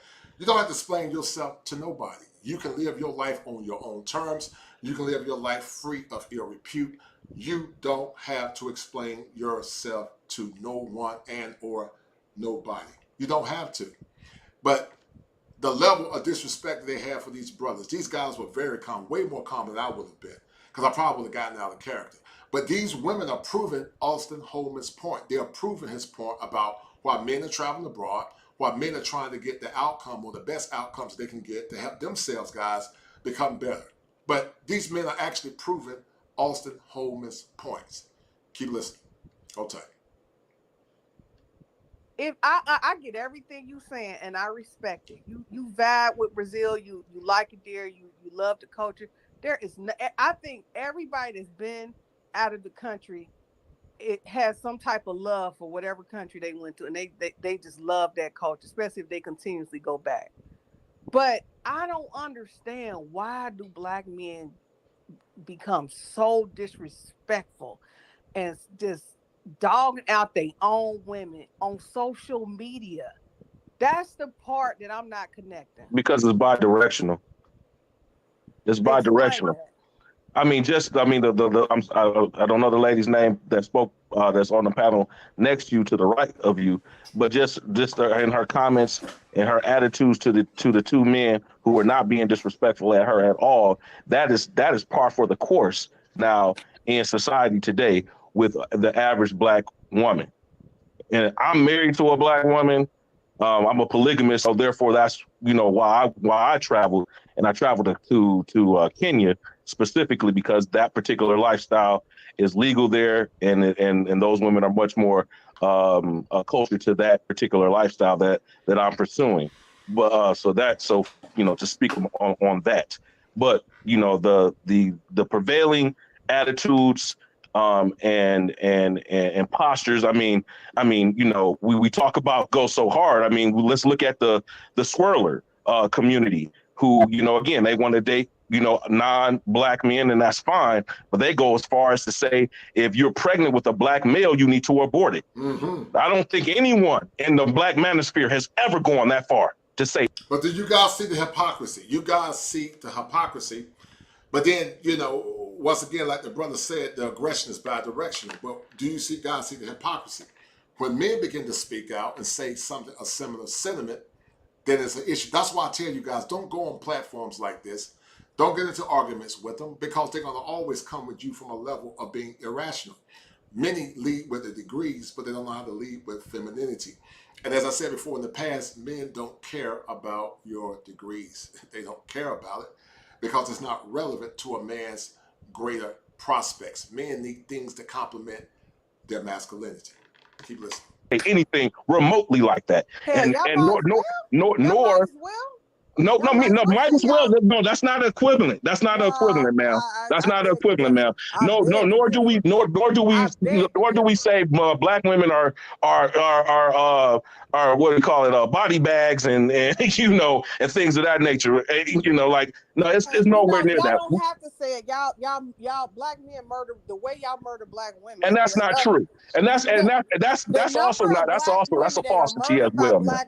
Black men is staggering. No, it's not. And so watch this, guys. You guys see, once again, the over-exaggeration, the over-generalization of black men, or more or less violence or domestic violence. But here's the answer.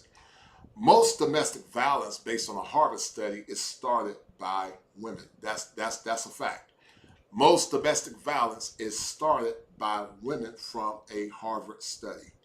Most domestic violence is started by women. It's bi-directional. Shout out to Dr. Tia Johnson. But also, guys, let's say if men use that argument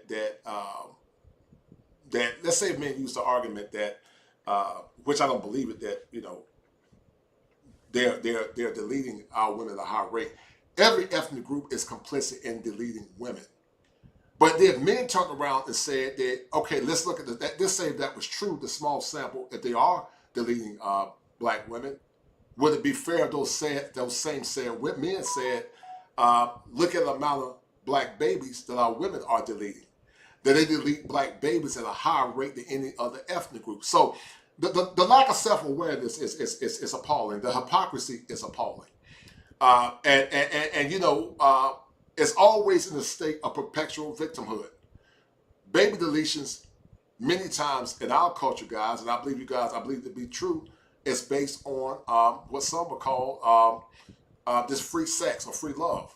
Many times it's not on the G word, rape.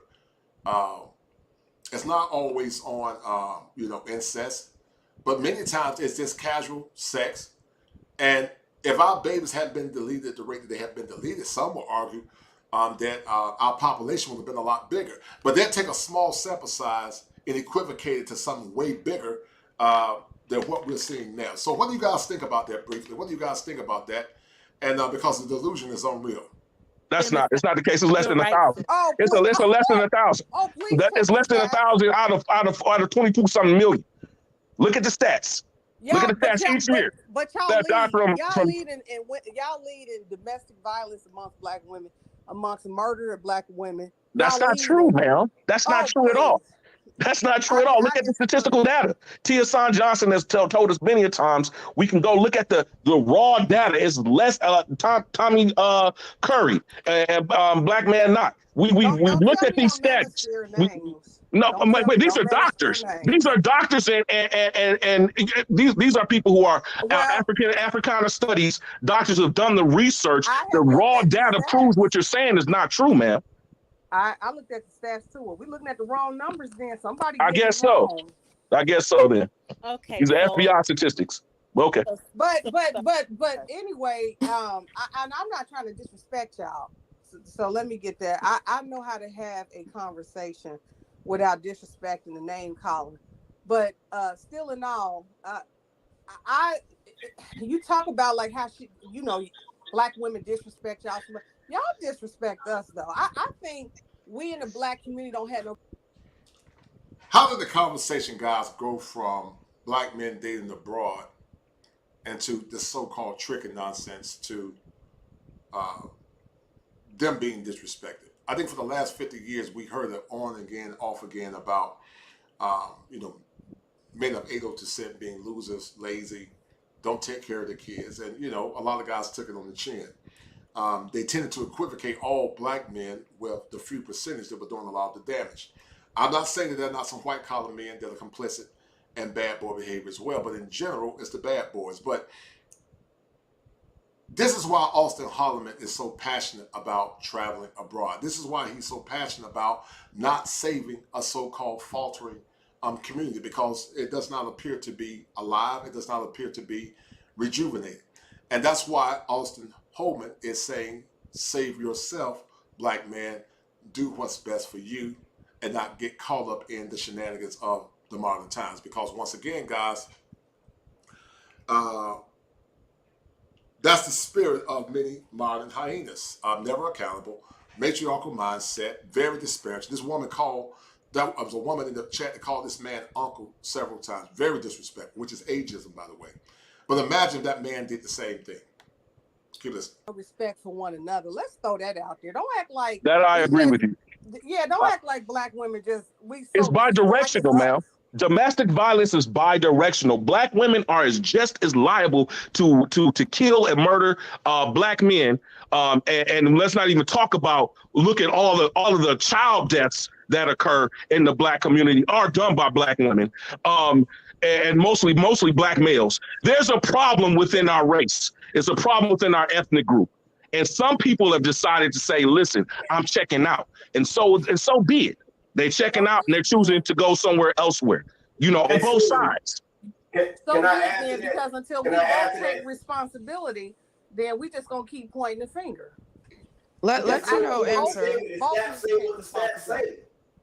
Let Tito answer. He hasn't spoken in a while. For so-called black women in America, it's only homicide is only even in the top 10 at the ages of 18 to 21. And that's because of the environment they're in, dealing with like 3-block drug dealers and so on and so forth. But once you get outside of that 18 to 21 age bracket, homicide isn't even in the damn top 15. for so-called black women. Actually, the top 3 are heart disease, stroke, and diabetes. For what? For the deaths of black women. Ain't nobody out here hunting y'all. Are you kidding me? That's and then when you talk about intimate partner violence, actually the worst incidence of intimate partner violence is when you are in relationships with each other. And it's not the Pookies and Ray Rays that's only killing us. These are professional. Where are the stats on? So based on what he's talking about alphabet relationships. They tend to have a high level of intimate partner violence. It tends to happen a lot. Actually happens more with alphabet people than it does with others. Keep listening, guys. These are professional career men that are killing their own black women. These are Pookies and Ray Rays. Y'all can stop comparing yourselves. The FBI says that nobody's comparing nothing. You know what? Let me damn this whole discussion. You think? Wait. You think black men are dusty? Fine. I'm not even gonna counter you on that. If you think black men are so damn dusty, if you think that we trying to kill y'all, fine. We don't want to fuck with y'all. I'm so happy. I'm so I don't think I want y'all to go over to another country. I want y'all. I don't think my that, thing though. is, you like, guys, I don't think all black men are like that. I'm talking about the many black men who are, but I know they're not all like that. So right. I don't know what you mean by I'm a dead this conversation. I mean, you're not the only one on this panel. It's but a okay. circular conversation. It's a circular conversation. And every time that these brothers come in and point out this fact and that fact, you just gonna move the goalposts. Oh, when you go to Brazil, oh, okay, fine. Well, how come you don't marry nobody in Brazil? Oh, well, if you marry somebody in Brazil, why you don't bring her here? It's just moving goalposts bullshit. But it says it's simply a question. But it's useless ass fucking discussion. Now, but it's hold on. Wait, you guys are strictly going to that country only for sex, and that's it. But it's just a. And see, once again, guys, it's the same old tired talking point. That's solipsism, guys, at its highest level. The commodification of subjugation. They basically see you as a commodity only to be subjugated for their own selfish needs. And they all use the same old shaming language, all shaming language, all hyenas, all like R.A.T.S, they all use the same typical shaming language. But they get mad at brothers like Auston Holleman when brothers like Auston Holleman decide to say, I'm going to travel abroad and I'm going to do what's best for me because of behaviors like this. You old fish-eyed fool. You miserable old snagger-tooth jackass. You ignorant old bum. You beady-head old pickle-eyed fool.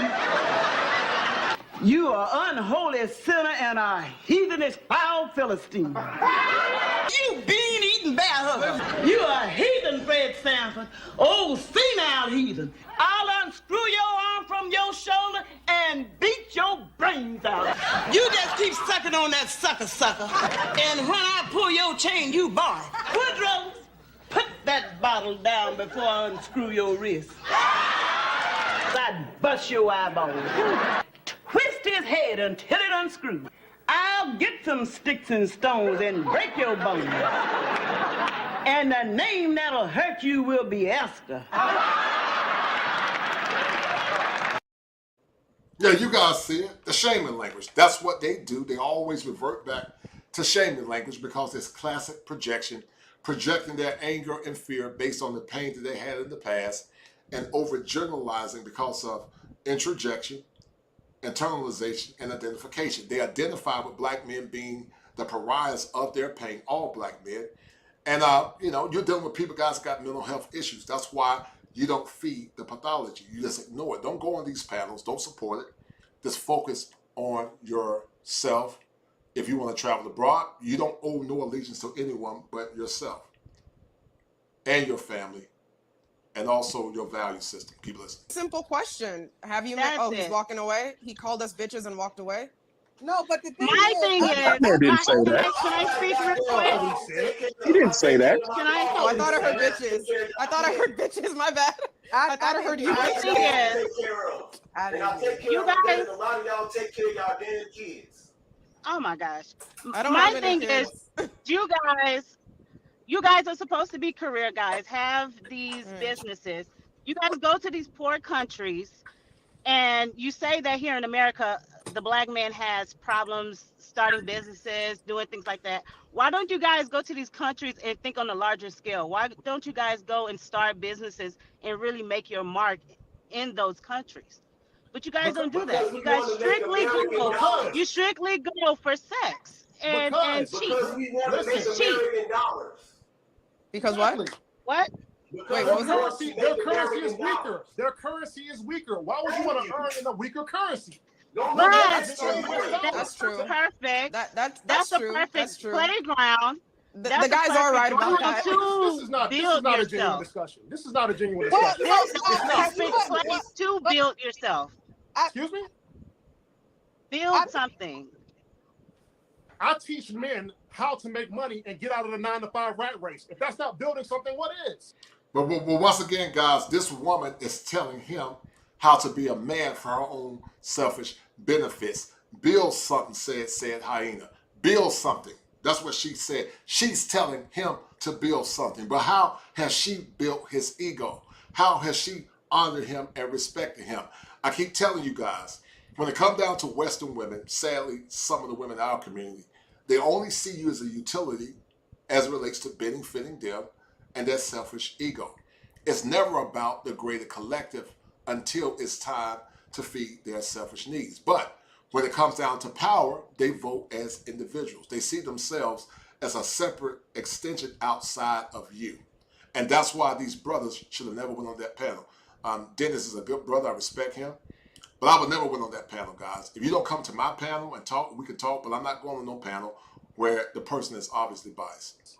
That's true. That's true. But I'm That's saying true. They are right. Clothing company. He has a clothing company. Tito has a clothing company.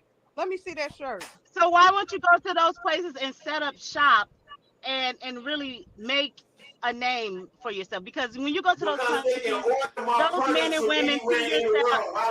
Wait, you guys as sexual deviants. People can order my products from anywhere in the world. Why would I have to go there? I just went to the post office this morning and sent some damn clothes to Belgium. I don't have to go to Belgium. I just went to the post office and sent the clothes there. Belgium is really nice, and their waffles are as great as they say. I love Belgium. Sorry. I think what makes that is, other countries, other men in other countries are establishing family structure. It just looked kind of suspect that y'all go over there to have. I mean, I get what you're saying. You love the country, you love the people, you love, the nature, you love all of that. Why aren't y'all setting up family? Why aren't y'all getting married? Because the biggest thing that I hear the manosphere saying is, oh, you can't marry an American woman. Don't marry them. Don't marry them. Okay, so the women out of the country, are y'all marrying them? Well, let me answer that. Let me answer that question with a question. Why does marriage have to be the end game? Not. Well, marriage is not for everybody. Marriage is not for everybody. Right. But the reason why I'm But when we say it, we're masculine. Of course you're gonna say that because you'll die. Didn't this woman just wait a minute? Didn't this woman just come over here and say that she doesn't want to be attached to a quote unquote Dusty or any other man? But now when you come to black men, marriage has to be the end game. It doesn't have to be the end game. I'm It's a simple question. I'm asking the question is because a lot of people in the here, a lot of people. No, wait. He's gonna tell us. He's gonna tell us why. He's gonna answer. I'm gonna tell you why. I'm gonna tell you why a lot of guys are not so-called marrying these women. Because a lot of guys that go there, they're only there for a short period of time. Long-distance relationships are very difficult. A lot of men are not financially set up to go down there and marry a woman. Okay. You can bring them here, right? It's very difficult to bring a woman from Brazil. It's very difficult. It's very difficult for the average Brazilian to get a visa to come here. How do I know? Because I tried. I actually tried to marry a Brazilian woman. It's very difficult. It's not easy. That difficult. And it's not cheap. That's why. It's not because we don't want to marry these women. It's because it's very difficult. So you were truly in love with her. You really wanted to be with her enough to marry her. Why not just isn't it worth it? It's just a paperwork issue. All you got to do is present. I mean, I know it's hard. I know it's definitely a paperwork issue. Are you kidding me? I know it's hard, but it is. In order to bring a woman to the United States from down there, you have to prove your relationship. Yes, the of Brazilian course. consulate. Pictures, Prove it. pictures, receipts. I know, but you love this woman enough I to know want all to marry about her. Taking all that, immigration. and it wasn't good enough for the consulate. So I therefore, know she all cannot come about here. immigration. Okay. Okay. Come on, man. So are you No, still I'm- in a I relationship would with this say woman? this. What? You still in a relationship with this woman, or you just let it go because We you still couldn't talk. afford? We still talk today. We still talk. Okay. I would say this. There are more black men that's married to foreign women that travel than it is black women that are married that travel. You know, what? There's more black. I believe there's more black men that are married to foreign women than vice versa, and black women travel more than black That's because black women don't travel for sex. I said married. So how does marriage? How do you bring up sex? Married and sex. Black women don't travel. You know what? And that's why, guys, you don't talk to those bitter hyenas, because it's always the typical shaming language. I would have never went on that platform because it's funny, you know, once I said again earlier, guys, my body, my choice. When it comes down to black women, it's my body, my choice. But when it comes down to black men, then, you know, oh, you can't go over there messing with those women. But white men have been traveling for years. White men do what they want to do. White women have been having sex with Africans and Jamaicans for years. Black women have been going to Negril, Jamaica, to have sex with the natives. You know, some will call them pedos for dealing with those young Jamaican boys. But once again, black men are gynocratic slaves. They're subjugates of their own selfish whims. And you don't argue with women like that. Just laugh at them and let the water roll off your back like a duck and keep moving. Don't argue with people like this. Do what's best for you and focus on yourself. Keep listening. So no excuses. No excuses. Black What women point are you travel trying to make right now? They don't travel for that. No excuses, Mr. No excuses. What point are you trying to make right now when you just made that statement? What point? What's your point? So the point is, she's trying to make the argument that black men aren't being married. They don't. I'm saying that. No, go ahead. I'm saying that black men are getting married more than black women. Overseas? Yes, overseas. Dennis made the point that not all men are seeking marriage, which is fine. And if black women are not seeking marriage, that's fine too. So I want to make that point. On my Passport podcast channel, I've interviewed 3 men that are married to foreign women. So there's a lot of black men that are married, especially ones that served in the military as well. So I want to kind of dispel that myth. As far as businesses overseas, we have our own circle, so we know who has businesses. There's men that have business in the Dominican Republic, in Brazil, all over. You know what I mean? So we know who's doing what in certain countries. It's active. I wanted to address something else I seen in the comments, because some people keep saying cheap sex and chicks being poor. So here's the thing, right? I would say most black people are poor in general in the United States. So there's a lot of poor black women. So a lot of poor black women get quote unquote taken advantage of, a dudes popping bottles in the club, and you got all these poor women want to be around VIP. So y'all not talking about those chicks being so poor. And then when you talk about cheap sex, you know, even in the United States, right? I got homies that date white women. They tell me when they go on dates with white women, they typically don't even want to eat. They might get some to drink. But they don't run up the tab. They don't run up the tab when they dating white women, and they might hook up with a white woman. But a black woman, you may run up a bill hanging out with a black woman, and y'all might have a sexual encounter. But if that man chooses to hang with a woman where he not running up his tab, you're gonna say that's cheap sex as well. Because if you want to say cheap sex, then you're talking about more than just foreign women. You're talking about women in the United States too, because there's women in the United States that don't require much to have sex. So I just think that cheap sex argument is just a shaming tactic. Well, if I was a man, I damn sure ain't flying for some damn coochie. I mean, that's just. I mean, come on, man. If I'm gonna get some, I'm gonna be here in my country. Okay, Hey, say, I'm not flying away overseas. That's crazy to me. Right. Hey, say, Dennis, can you? That's crazy to her because she want to dictate to men how to live their lives. She want to dictate instead of men dictating themselves. That's why it's crazy to her. But you guys see it over and over again. I'm going to turn it off in a minute, Barry. I know it's bothering you, man. But I just want you guys to see the hypocrisy and how this conversation actually amplifies Brother Anthony Holleman's position about world travel. Answer this super chat by Lonnie Renee. Can you answer that? Yeah. Can you answer her question?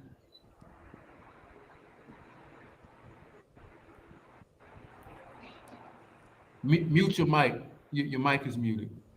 Unmuted. If you truly love that woman, he would have married her and be responsible for her for 10 years. According to immigration, you have to be responsible for marriage for 10 years to have the income. This is why we didn't get married, okay? She didn't want to have any more kids, okay? I'm not going to marry a woman where having children is not an option. That's why I didn't marry. Wait, so she had kids of her own? She did, grown kids. Oh, okay. Okay, that makes sense. She didn't want to have any more kids. And I want to at least have, if I'm going to marry somebody, I want to at least have the option of having kids with her. So we decided, we had that discussion and we decided not to get married. Okay. So she wouldn't have any kids and you couldn't get her over here because it's very difficult. It's not very difficult. It's not. Oh God. I have a question. I have a question. Go ahead, Dennis, go ahead. Dennis, are you a fan, a follower? I don't know what to call it. Are you a fan of Kevin Samuels? I'm not so much a fan of him. I wasn't a subscriber of his, but I saw a lot of his videos. Okay. Do you agree with some or most of the stuff he said? Such as? Marrying women with kids. For the most part, I mean, when it comes to me, yeah, because I don't have any children. I'm not asking something of somebody else that I myself don't bring to the table. Okay. So I think I just asked that, and I'm not even trying to be shady with that. It's just you said she happened to have kids, and I was like, oh, because I know the quote unquote manosphere that they have this thing. Oh no, I'm not going to date a single mom, which is fine. They don't. And you heard what she said, the so-called manosphere. Once again, these narcissistic, arrogant women always have solipsistic tendencies, meaning nothing exists outside of themselves. And you guys see it. Once again, guys, you don't ever have to qualify anything to anybody. One of the brothers on the panel actually was in Brazil with me. I won't call his name out, but shout out to him. But you don't have to qualify yourselves to anybody, man or woman. You're a grown man. You do what you want to do. And but that's part of gynocentric training and gynocentric learning. That's part of it, guys. They don't have to. That's their choice. But yeah. And they have many good reasons for that. A lot of them don't want to raise another man's seeds, which I understand. That's fine. That's fine. No, I'm not even arguing against that. Me personally, I wouldn't date a man with kids. I wouldn't. So I'm not even dogging men for that choice. But no, you said she had kids, so I was just curious. But no, that was it. And thanks for keeping it respectful. I mean, I try. I kind of made an ass out of myself yesterday, so I'm trying to. I mean, for the most part, this discussion has been respectful. Right. And I appreciate that. Correct. Well, I hope I didn't disrespect any of y'all because I wasn't trying to. I want to know why Tito was waving around his passport. What was that? Does anybody know? Did I miss something? I don't know. I don't know. I don't know. That was probably his exclamation point. I don't know. Because I tried to ask in the chat. Oh, here he is. Actually, he was taking a call. Mr. Yeah, I was waving my passport because you got a lot of people in here who don't understand the laws of the United States. And they talk about, felons can't get passports. Yeah, felons can get passports. You have to have a drug trafficking not to be able to get a passport. You have to be on the international no-fly list not to be able to get a passport. You have to have done a crime involving explosives or something involving national security, like being charged under 18 USC 1793, the Espionage Act, not to be able to get a passport. Okay, you were If wavering. regular crimes, like you can get a passport. Right, you were waving it around for a very long time, so I was just curious. That's why I did that, because you got a lot of people in the chat who do not understand United States law. Even before we got on this stream, they was this brother was showing video of somebody talking to somebody about how he was talking to two women, and he was saying that Trump is going to get rid of the 14th Amendment. Trump can't get rid of the 14th Amendment. It takes a 2/3 majority of the Senate to repeal an amendment, and the 14th Amendment, a lot of people don't even realize that any other people outside of black people only have a tertiary connection at best to the 14th Amendment, because the 13th, 14th, and 15th Amendments were authored for black people. That's why they made them. Okay. That's why they made them. That's why I was waiting for my passport up. That's why, because I'm looking at this shit in the comment section, and I was showing my phone because they started talking this incel shit. I just left from a lunch date with a... And the brother that's talking now, guys, he definitely has a level of passion, and he's speaking up, man. You know, you don't have to prove yourself to nobody, man. You don't owe these women no explanation. When they voted for policies in this last election to benefit them, did they answer the black men? They didn't answer the black men. You don't have to answer to another black man or anyone else, white or black. The only person you got to answer to is God. That's all you got to answer to. So don't ever find yourself of trying to recuse yourself or trying to make folks respect you as a man. You just do what's best for you and keep it moving that way. Woman before I got here. I think DJ I wants to say don't know something. where they get this incel shit. You ugly and y'all ugly. Well, guess what? If I'm ugly, I look just like my mama. And y'all love to big up black women, so I guess my mama ugly too then. I didn't say you were I'm ugly. not I'm talking sorry. about you. I'm talking about the people in the chat. Oh, he's ugly. They're all ugly. Like, okay. Typical shaming language, I but want to get they back won't to clam that. up though. Was that no excuses that said that white women don't run up a man's tab, but black women do? I'm just trying to figure out what you're trying to say about that. Like, white women are cheap.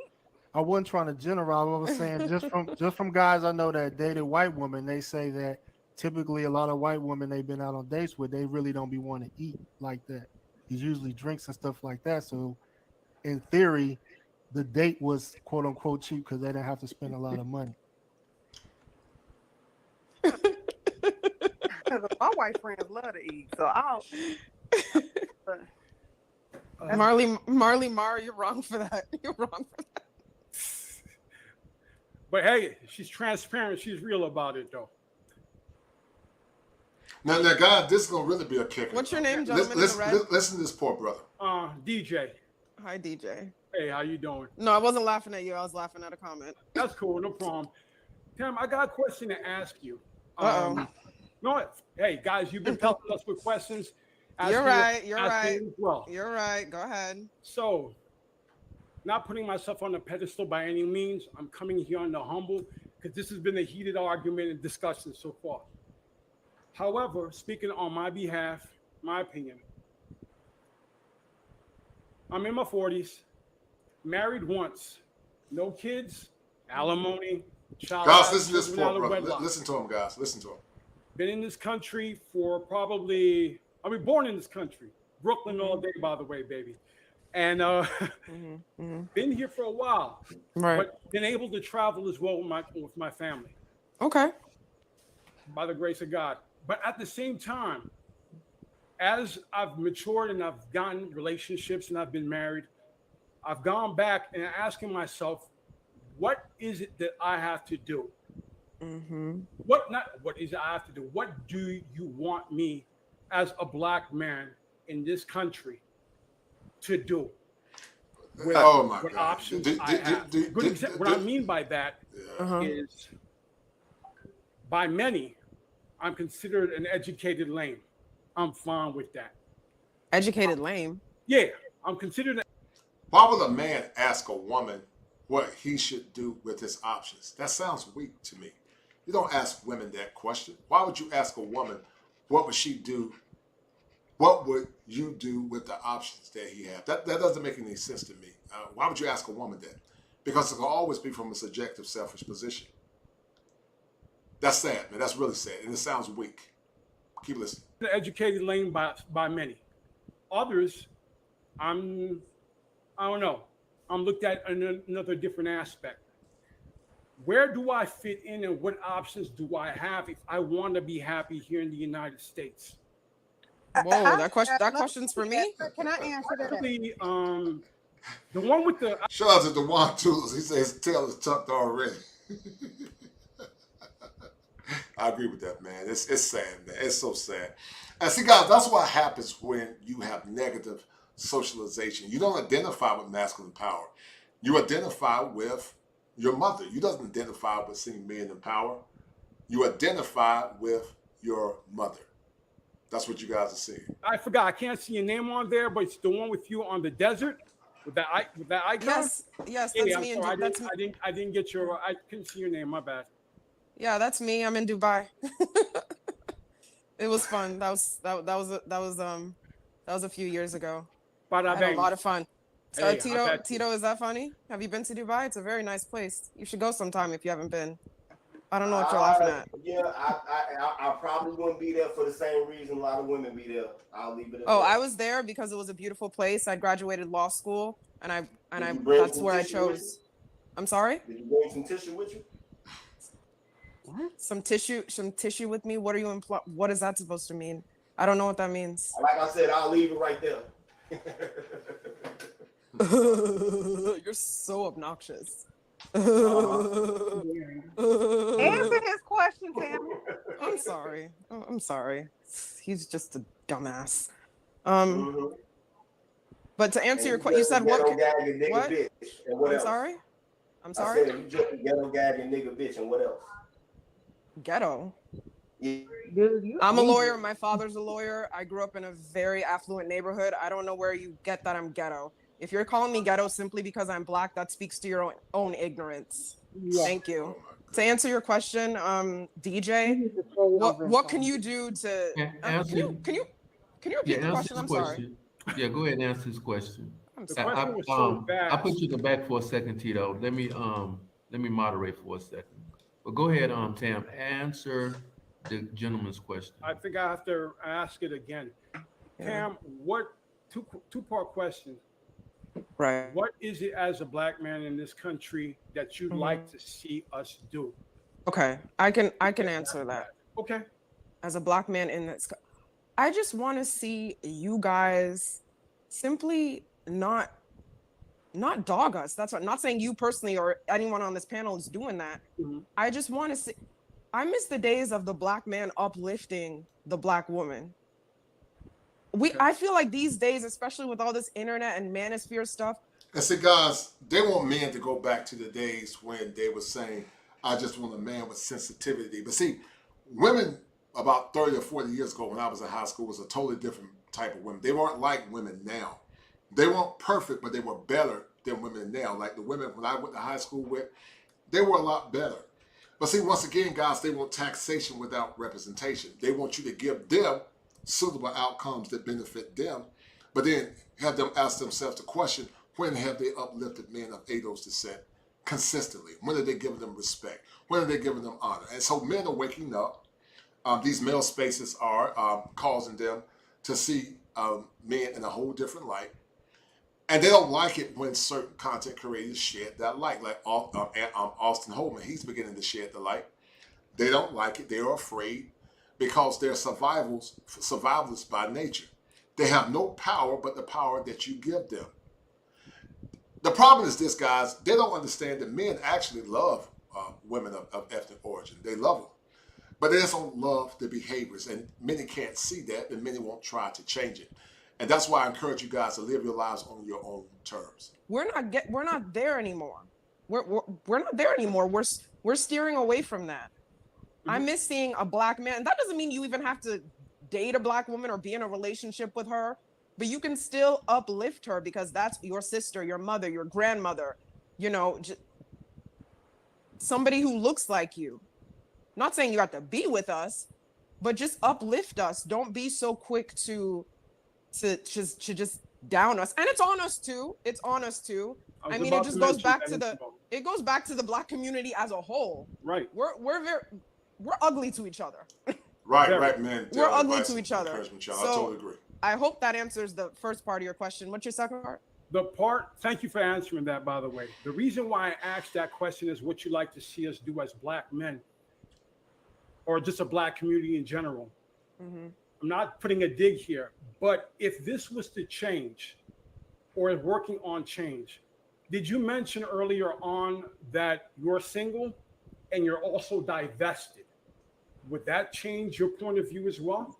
I don't think I said that. Did you not say that? I apologize. It wasn't me. Someone else that did?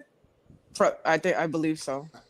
Okay, I apologize if it wasn't you. I couldn't remember. But no, it's okay. But go ahead with your question. No, take away that question alone, because I thought it was to someone else. That wasn't to you. Oh, okay. All right. Well, but I hope I answered the first question. You know what? You did. The only thing I'm hoping is that in the near future, this can work here in the United States. Most brothers have already spoken their piece, and they're leading with actions. Some of it aren't what everybody would like. One brother said it best. Life is unfair, so you find the unfair advantage. May not be for the best, but I just hope that this can work for all of us. That's all I wanted to say. Peso, can I say something for 1 minute? I just want to. What's your name in a red shirt? DJ. Yeah. You said, "What can I do as a Black man with the options that I have?" And I just want to tell you that you were saying that most women would consider you lame and whatever else. Right. Just as hard as it is for some of you men to find that right connection with a woman, it's just as hard for us women.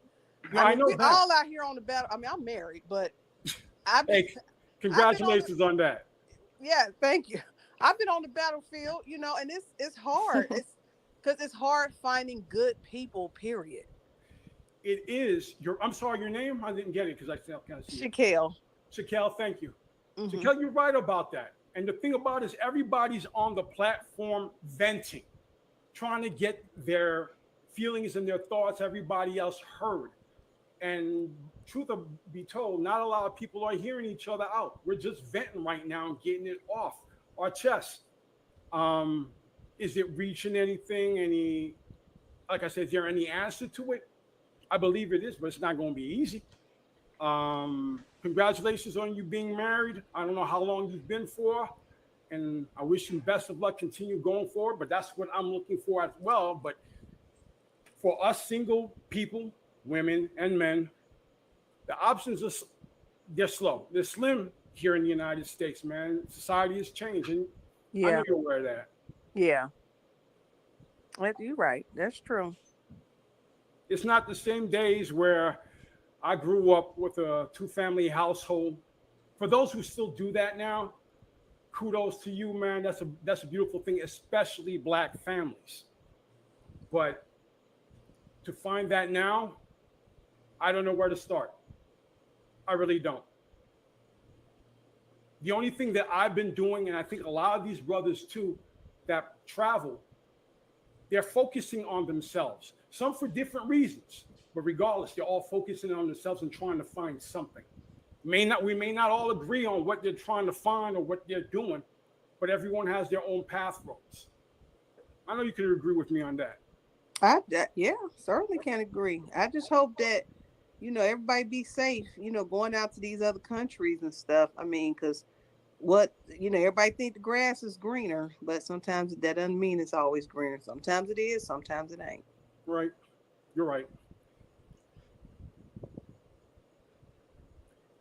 So anyway, guys, you guys see enough of that. Anybody else got the sound off? Am I the only guy here? Dennis, you left me hanging, bro. you guys see the shenanigans. Enough of that. But real quick, guys, what do you think about this whole foolishness? What do you think about Brother Auston Holleman's position? We're gonna drop the link for about 2 minutes, 3 minutes, maybe 15 minutes at the most. Reset fertilizes brown. what that means. You're right, diplomat. It is a sad fair of states, but guys, I'm going to drop the link real quick. I want to hear you guys' perspective briefly. If anyone want to come up, let's have a conversation. This was a content creator that was actually trying to use his platform to shame men into living out their lives, but these same men don't say anything when these same women do the same behavior. So let's have a conversation, guys. Let's have a conversation because, you know, male empowerment is important. So let's have a conversation, guys. The link has been dropped. Let's have a conversation. And what say you guys? What do you guys think about this whole fiasco? What do you think about Brother Holleman's? And what are you learning about what the brother said, and how have this show encouraged you guys to live your lives on your own terms? So what do you guys think about it? Do you think it's suitable? Do you think it's needed? The link has been dropped. Let's have a conversation real quick because you guys see the pathologies that are going on. Yeah, you're right, Slim. Yeah, right. Don't attempt to explain yourself to disingenuous people. Right. That really wasn't a productive conversation. The whole time the woman disrespected him, one of them called him uncle, and that right there was what drew me guys over the edge. But once again, guys, when it comes down to men, they don't really care about us. Like Michael Jackson said, sadly, many of them don't. Shout out to the good women. You know, thank God for good sisters that are striving and trying. But the more we live, guys, we realize that a lot of people are very disingenuous. Sadly, some of the men and women. People like people that they can manipulate and control. But see, when you're a vet like myself, you can see through the BS. You can see through the shenanigans. You can see disingenuous people if your light is genuine. Genuine people exude positive light. Disingenuous people eventually will tell on themselves. And so this whole conversation was disingenuous. So once again, guys, never go on those platforms. You don't owe anyone an explanation. So guys, the link has been dropped. Anybody want to come up and talk and share? If not, I'm going to sign off. Once again, shout out to the Ingram Experience. Shout out to Narc Perspective. I call him the Little Hobbit. Shout out to Top Gun. Shout out to him. Shout out to Anton Daniels, the millionaire, the Lapeef Experience. I met some wonderful people while I was down there. Good brothers. Respect them all. Shout out to my homie Shannon Ross. We had an excellent conversation last night with Peaceful Life. And guys, it was centered around the American experience of why guys are beginning to live their lives on their own terms, free of impingement and free of shame. All right, so D1, I don't know you, brother, so I'm going to need you to let me see your face in the background. If I can see your face, you can feel free to come on. But yeah, that's what I thought. Yeah, but anybody else want to come on real quick, guys, and have a conversation. If you come on, guys, if I don't know you, you need to cam up. If I know you, you're fine. But if I do not know you, you need to cam up. You cannot come up if I don't know you. If I don't know you, you need to show your face before you go live. So anyone want to have a conversation briefly? Let's have a conversation. It's 39 minutes after 11 o'clock. Shout out to Antron Bella. Shalom to you, brother. Shalom to you. All right, MC Recovery Willis, what's up, homie? How you doing, brother? What's up? I had to just run and put on my overseas travel insurance. Oh, no doubt, no doubt, no doubt. What's up, brother? Not much. I just ordered one of those Scream decks. Mm-hmm. So yeah, Stream decks, right? Huh? Mm-hmm. Scream deck. Now I got to get me a Rodecaster B because I bought this right here and it didn't. Well, it's too much. Now they got a new version of this. Right. So this is the mono something, but I shouldn't have jumped on that a year ago so quick. Yes, sir. Understood. Yeah. So I just made my version of the hamburger helper. So my son is in there grubbing up. Right. So how would you like to answer the conversation, MC Recovery? Man, this was a beautiful and interesting conversation, but then it dawned on me that, wait a minute, the reason why I'm laughing so much is because the men are cammed up. Right, the men are cammed up, right. Mm-hmm. Yeah, and then by them being cammed up, what I noticed anytime it came to those women doing that sign language, that was like their way of really letting us know, like, wow, you can really hear that the women didn't hear the question, or you know, they get just thousands of deflections into the conversation. Shit, I mean, that's the first time I seen so much barrage of deflecting. It was ridiculous. Right. What do you think about the shaming language, man? What do you think about all the shaming language that you hear? Well, what I think about it, and now I know why the phrase that accountability is like kryptonite. Talk to me why. Tell me why. Because it's like. Hold tight. E-Man, do I know you, brother? If you can just show me your face in the back real quick, you don't have to. I just need to see you. I don't know if I know you, E-Man. Okay, cool. There you go, brother. How you doing, E-Man? How you doing? What's up, brother? All right. Go ahead, MC Recover. Go ahead, brother.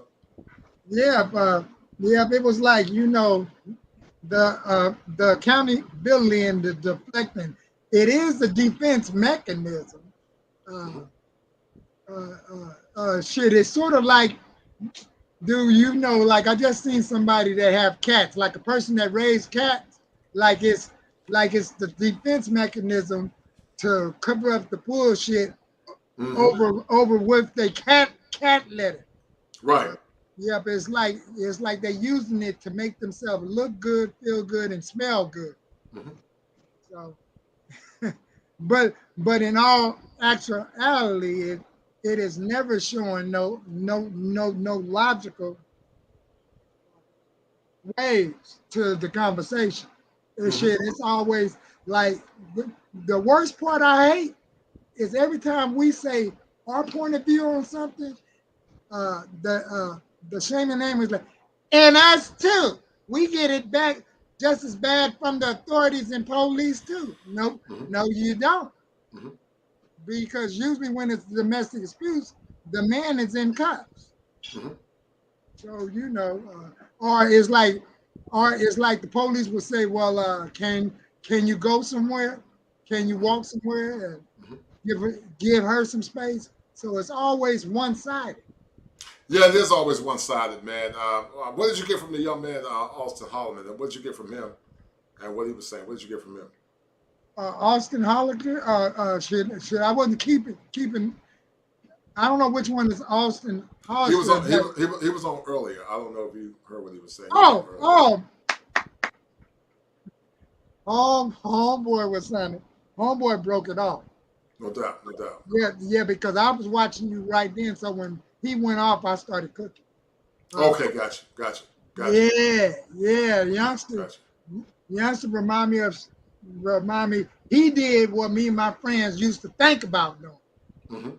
So we used to think about that because we always knew that our environment in South Central, even when we went to like the junior colleges or dances or bars, we never could put our finger on to what was going on. And now I can see why we had to have so much fun in a certain type of way, and why we had to spend so much money to pay the cost to be the boss, sort of speak. But in my past, right in my 20s, to pay the cost was more about if I got the most drugs or alcohol. So but that young man, he did a fantastic job. And he impressed me with your Kevin Samuels question too. Good. That he really didn't see nothing too much wrong. It's like Kevin didn't have a lot of gray areas. So and then he stayed out of beefs too. So right. Interesting.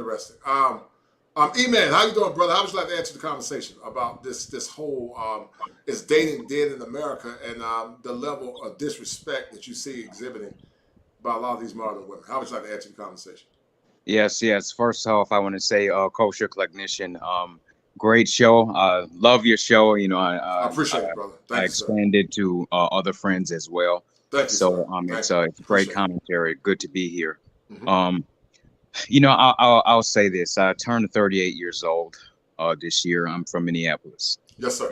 And growing up, my friends and I who are similar to who I am. When we got in high school, I started high school in '99, but I started to notice this, how can I call it? This sisterhood of me, and and girl power, all this kind of stuff. This wasn't being said then, but this was the start of it, at least for my era. I was a high school football player, very popular. I was the running back of my school. I always had good grades. I've always had good grades. I've always been a stand-up guy. I wasn't so-called, quote unquote, I guess nerdy, you could say.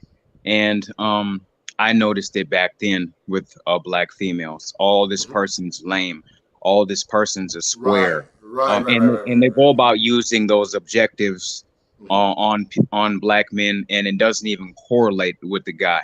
He's just a stand-up guy. And one thing I love about black men, this is why a good 60% of us don't have children, because we're still traditional. Yes, right. Yes, sir. No doubt. We're still traditional. I totally agree, it's we're traditional because a lot of us like to go about doing things the right way. And we grew up in an environment where we're going to be told we're not going to be nothing.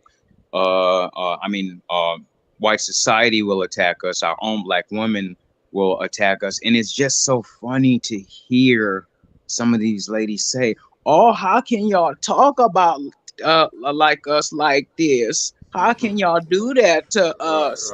You've been doing it for years." We're simply yeah, we're simply now speaking, and now you can't take the heat and the truth that's coming out of us. But my friends and I, we spoke over the years, just like, where did this this energy come from? Because you look at other groups, okay, you look at a Latino man, okay, his wife, let's say she's a lawyer. This guy can be picking up garbage. He could be doing a side job where he goes and mow lawns and things like that. Look at a white guy. His wife could be an attorney, okay, similar as a lawyer. And during the day, he has some small janitorial company, and they have no problem getting with it, although they're facing the same problems too, but for the most part, they don't have any problem with getting with, their women, because their women understand, first off, a plumber, an electrician, a small business owner, something like that. These guys make 50,000+ a year. Right. While you're telling the black man, you lame, you square, oh, there ain't enough money for me. Right. But they're not giving the black man anything in return compared to what their grandfathers got. Remember, can you hear me? Yeah, I can hear you. Can you hear me? Can you hear me? Can you hear me, E-Man? I can hear you. Oh, fellas, can you hear me? Yes. I can hear you.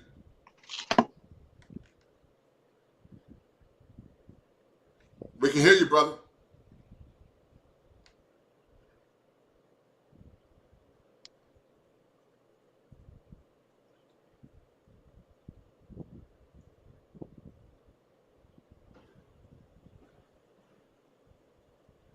Hello, fellas. Can you hear me? Yes, sir. We can hear you. Can you hear us? Yes, we can hear you. Yes, I hear you. We can hear you. Can you see us? I don't know if you can hear us or not.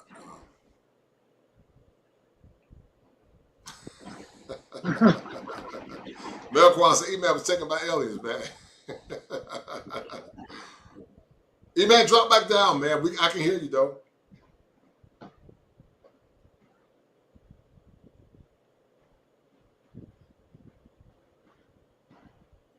Yeah, but well, Go ahead, MC. go ahead, MC. Yeah. Go ahead. It's like what your title say. It's like, dating in America. So, hey, I guess we really do have to go ahead, brother. Have to do a reset. Yeah. Like you know, like if you ain't gonna have sex with me, do it in the daytime, maybe at a coffee shop or a donut shop or something, to where I can get to know you and feel whether or not I'm sure I'm ready. I'm sure I'm ready to take you to the next phase, like you know, maybe a dinner, but at least it got to the place where you know, I'm seeing you may have to put a cap on the dinner. Right. Yeah. Like this is the cap. If you go past that cap, I'm out of here. You know, I ain't saying that because you know that I'm broke, but it's like on broke or something. I'm just saying this is the cap, so I can protect my peace. Right. See, so if nothing don't jump off, I know you know. Hey, I went to the place of where I'm protecting my peace and sanity. Right. Can you hear me, Brother E-Man? Brother E-Man, can you hear me?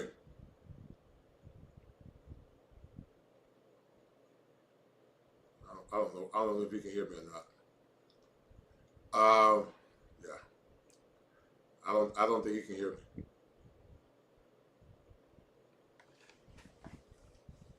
All right, he keep popping in and out. Hold on for a minute. Brother E-Man, can you hear me? Can you hear me, sir? All right. He said, tell them A's about the women to leave us alone. Brother E-Man. I don't know what's going on. I don't think you can hear me. Hello.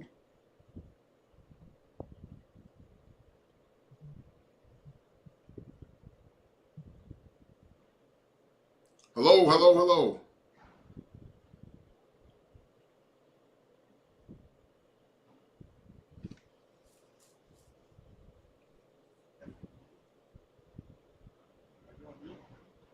I'm supposed to be on mute up there.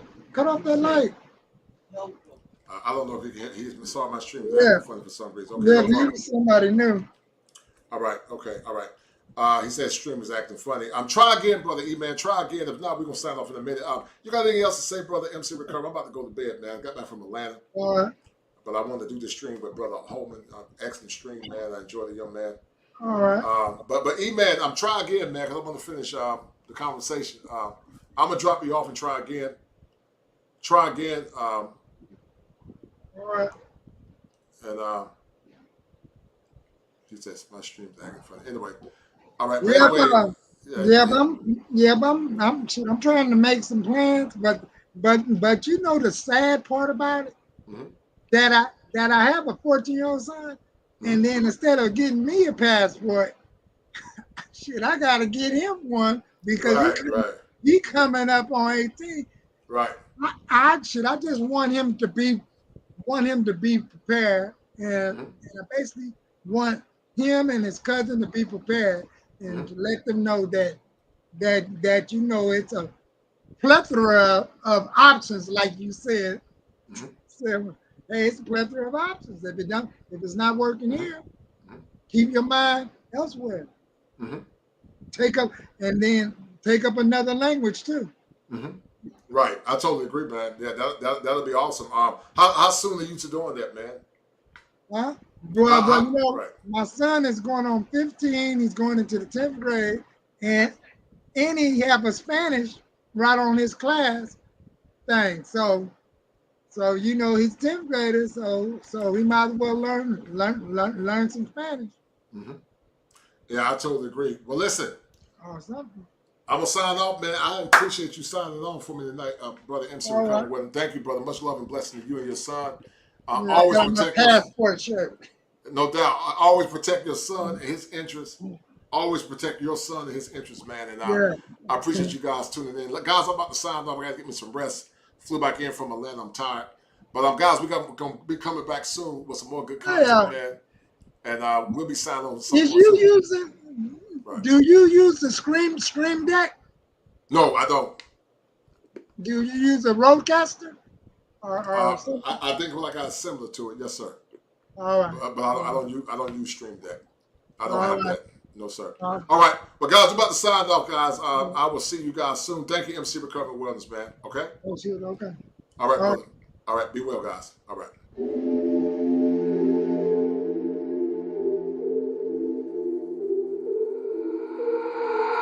I got an itch in my palm. My girl, she know she the one. I put the ice on her hand. I put some ice on her arm. See me shining in the light. Know you found me in the dark. Talking how you wanna leave. Girl, you made this far. Taking trips overseas. No, I won't be long. We came up from the weeds. Now it's top floor. All these big gets on her wrist. VVS is on her neck. Make it spin and I don't stress. When I make it stretch. Double back to back end. Down broke, now we rich. Spend it on her, let her spin. Down with me to the end. That my best friend. That my best friend. That my best friend. I'ma spend it on her, cause she all mine. Spend it on a challenge, cause she all mine. There for my first cake, then we hit on a cake. $500,000 on the way, then $1 million on the way. Eating good, full plates, eating good, say grace. Eat her up, get thanks. She got cake birthday. I can't waste no way, I can't waste no play. My girl, whoa, whoa, something like the baddest chick. My girl, whoa, whoa, came up from the rags to rich. Hit the road running, I had to tell her I had to get it. She understood, but she spoiled, so when she get mad, she dip. All these big gets on her wrist, VVS is on her neck. Make it spin and I don't stress. When I make it stretch. Double back to back end. Down broke, now we rich. Spend it on her, let her spin. Down with me to the end. That my best friend. That my best friend. That my best friend. I'ma spend it on her, cause she all mine. Spend it on a challenge, cause she all mine.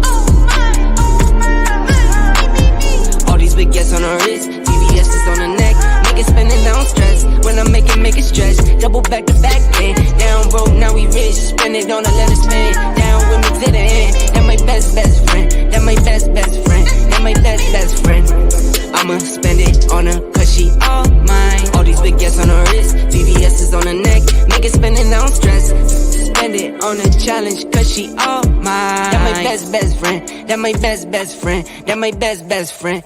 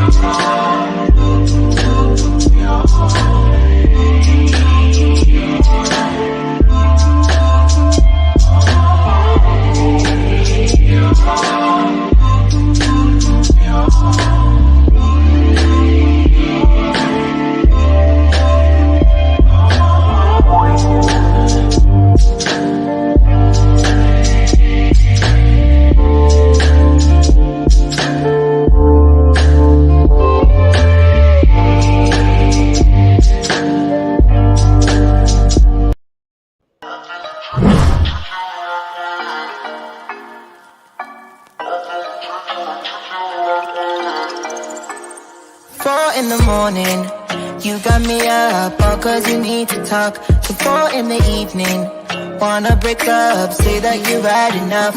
I'm tired of talking, again and again, argue about everything. You are my darling, this kiss and make up, I know you wanna touch.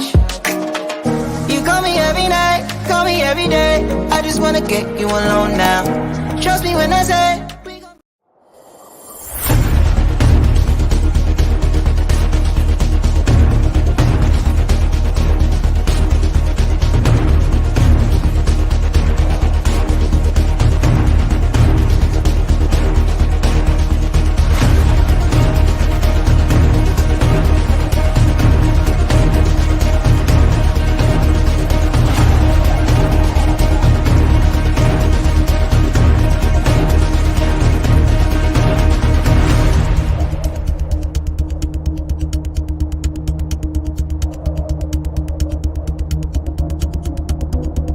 Pain.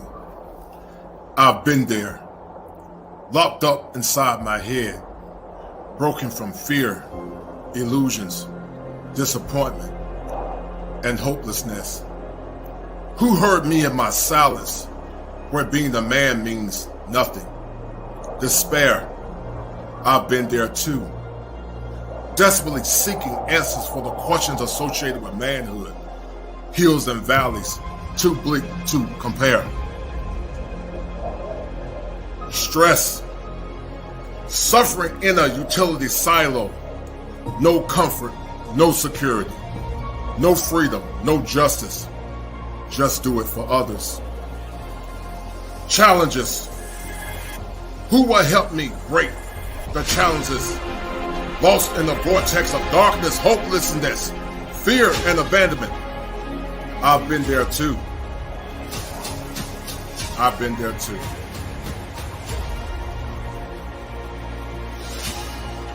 Take the next step to your destiny. Join me in this fight. Walk forward. Deep breaths.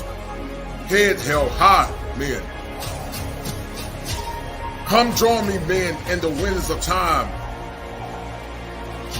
Stories, hopes, visions, purified in the fire. I'm not a superhero, and I'm not the Reverend Knight.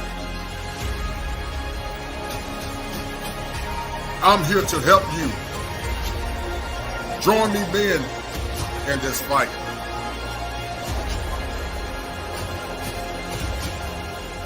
Break the chains of your mind.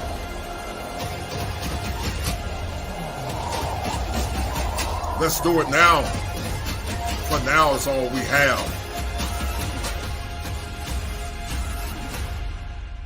Fire for your mind.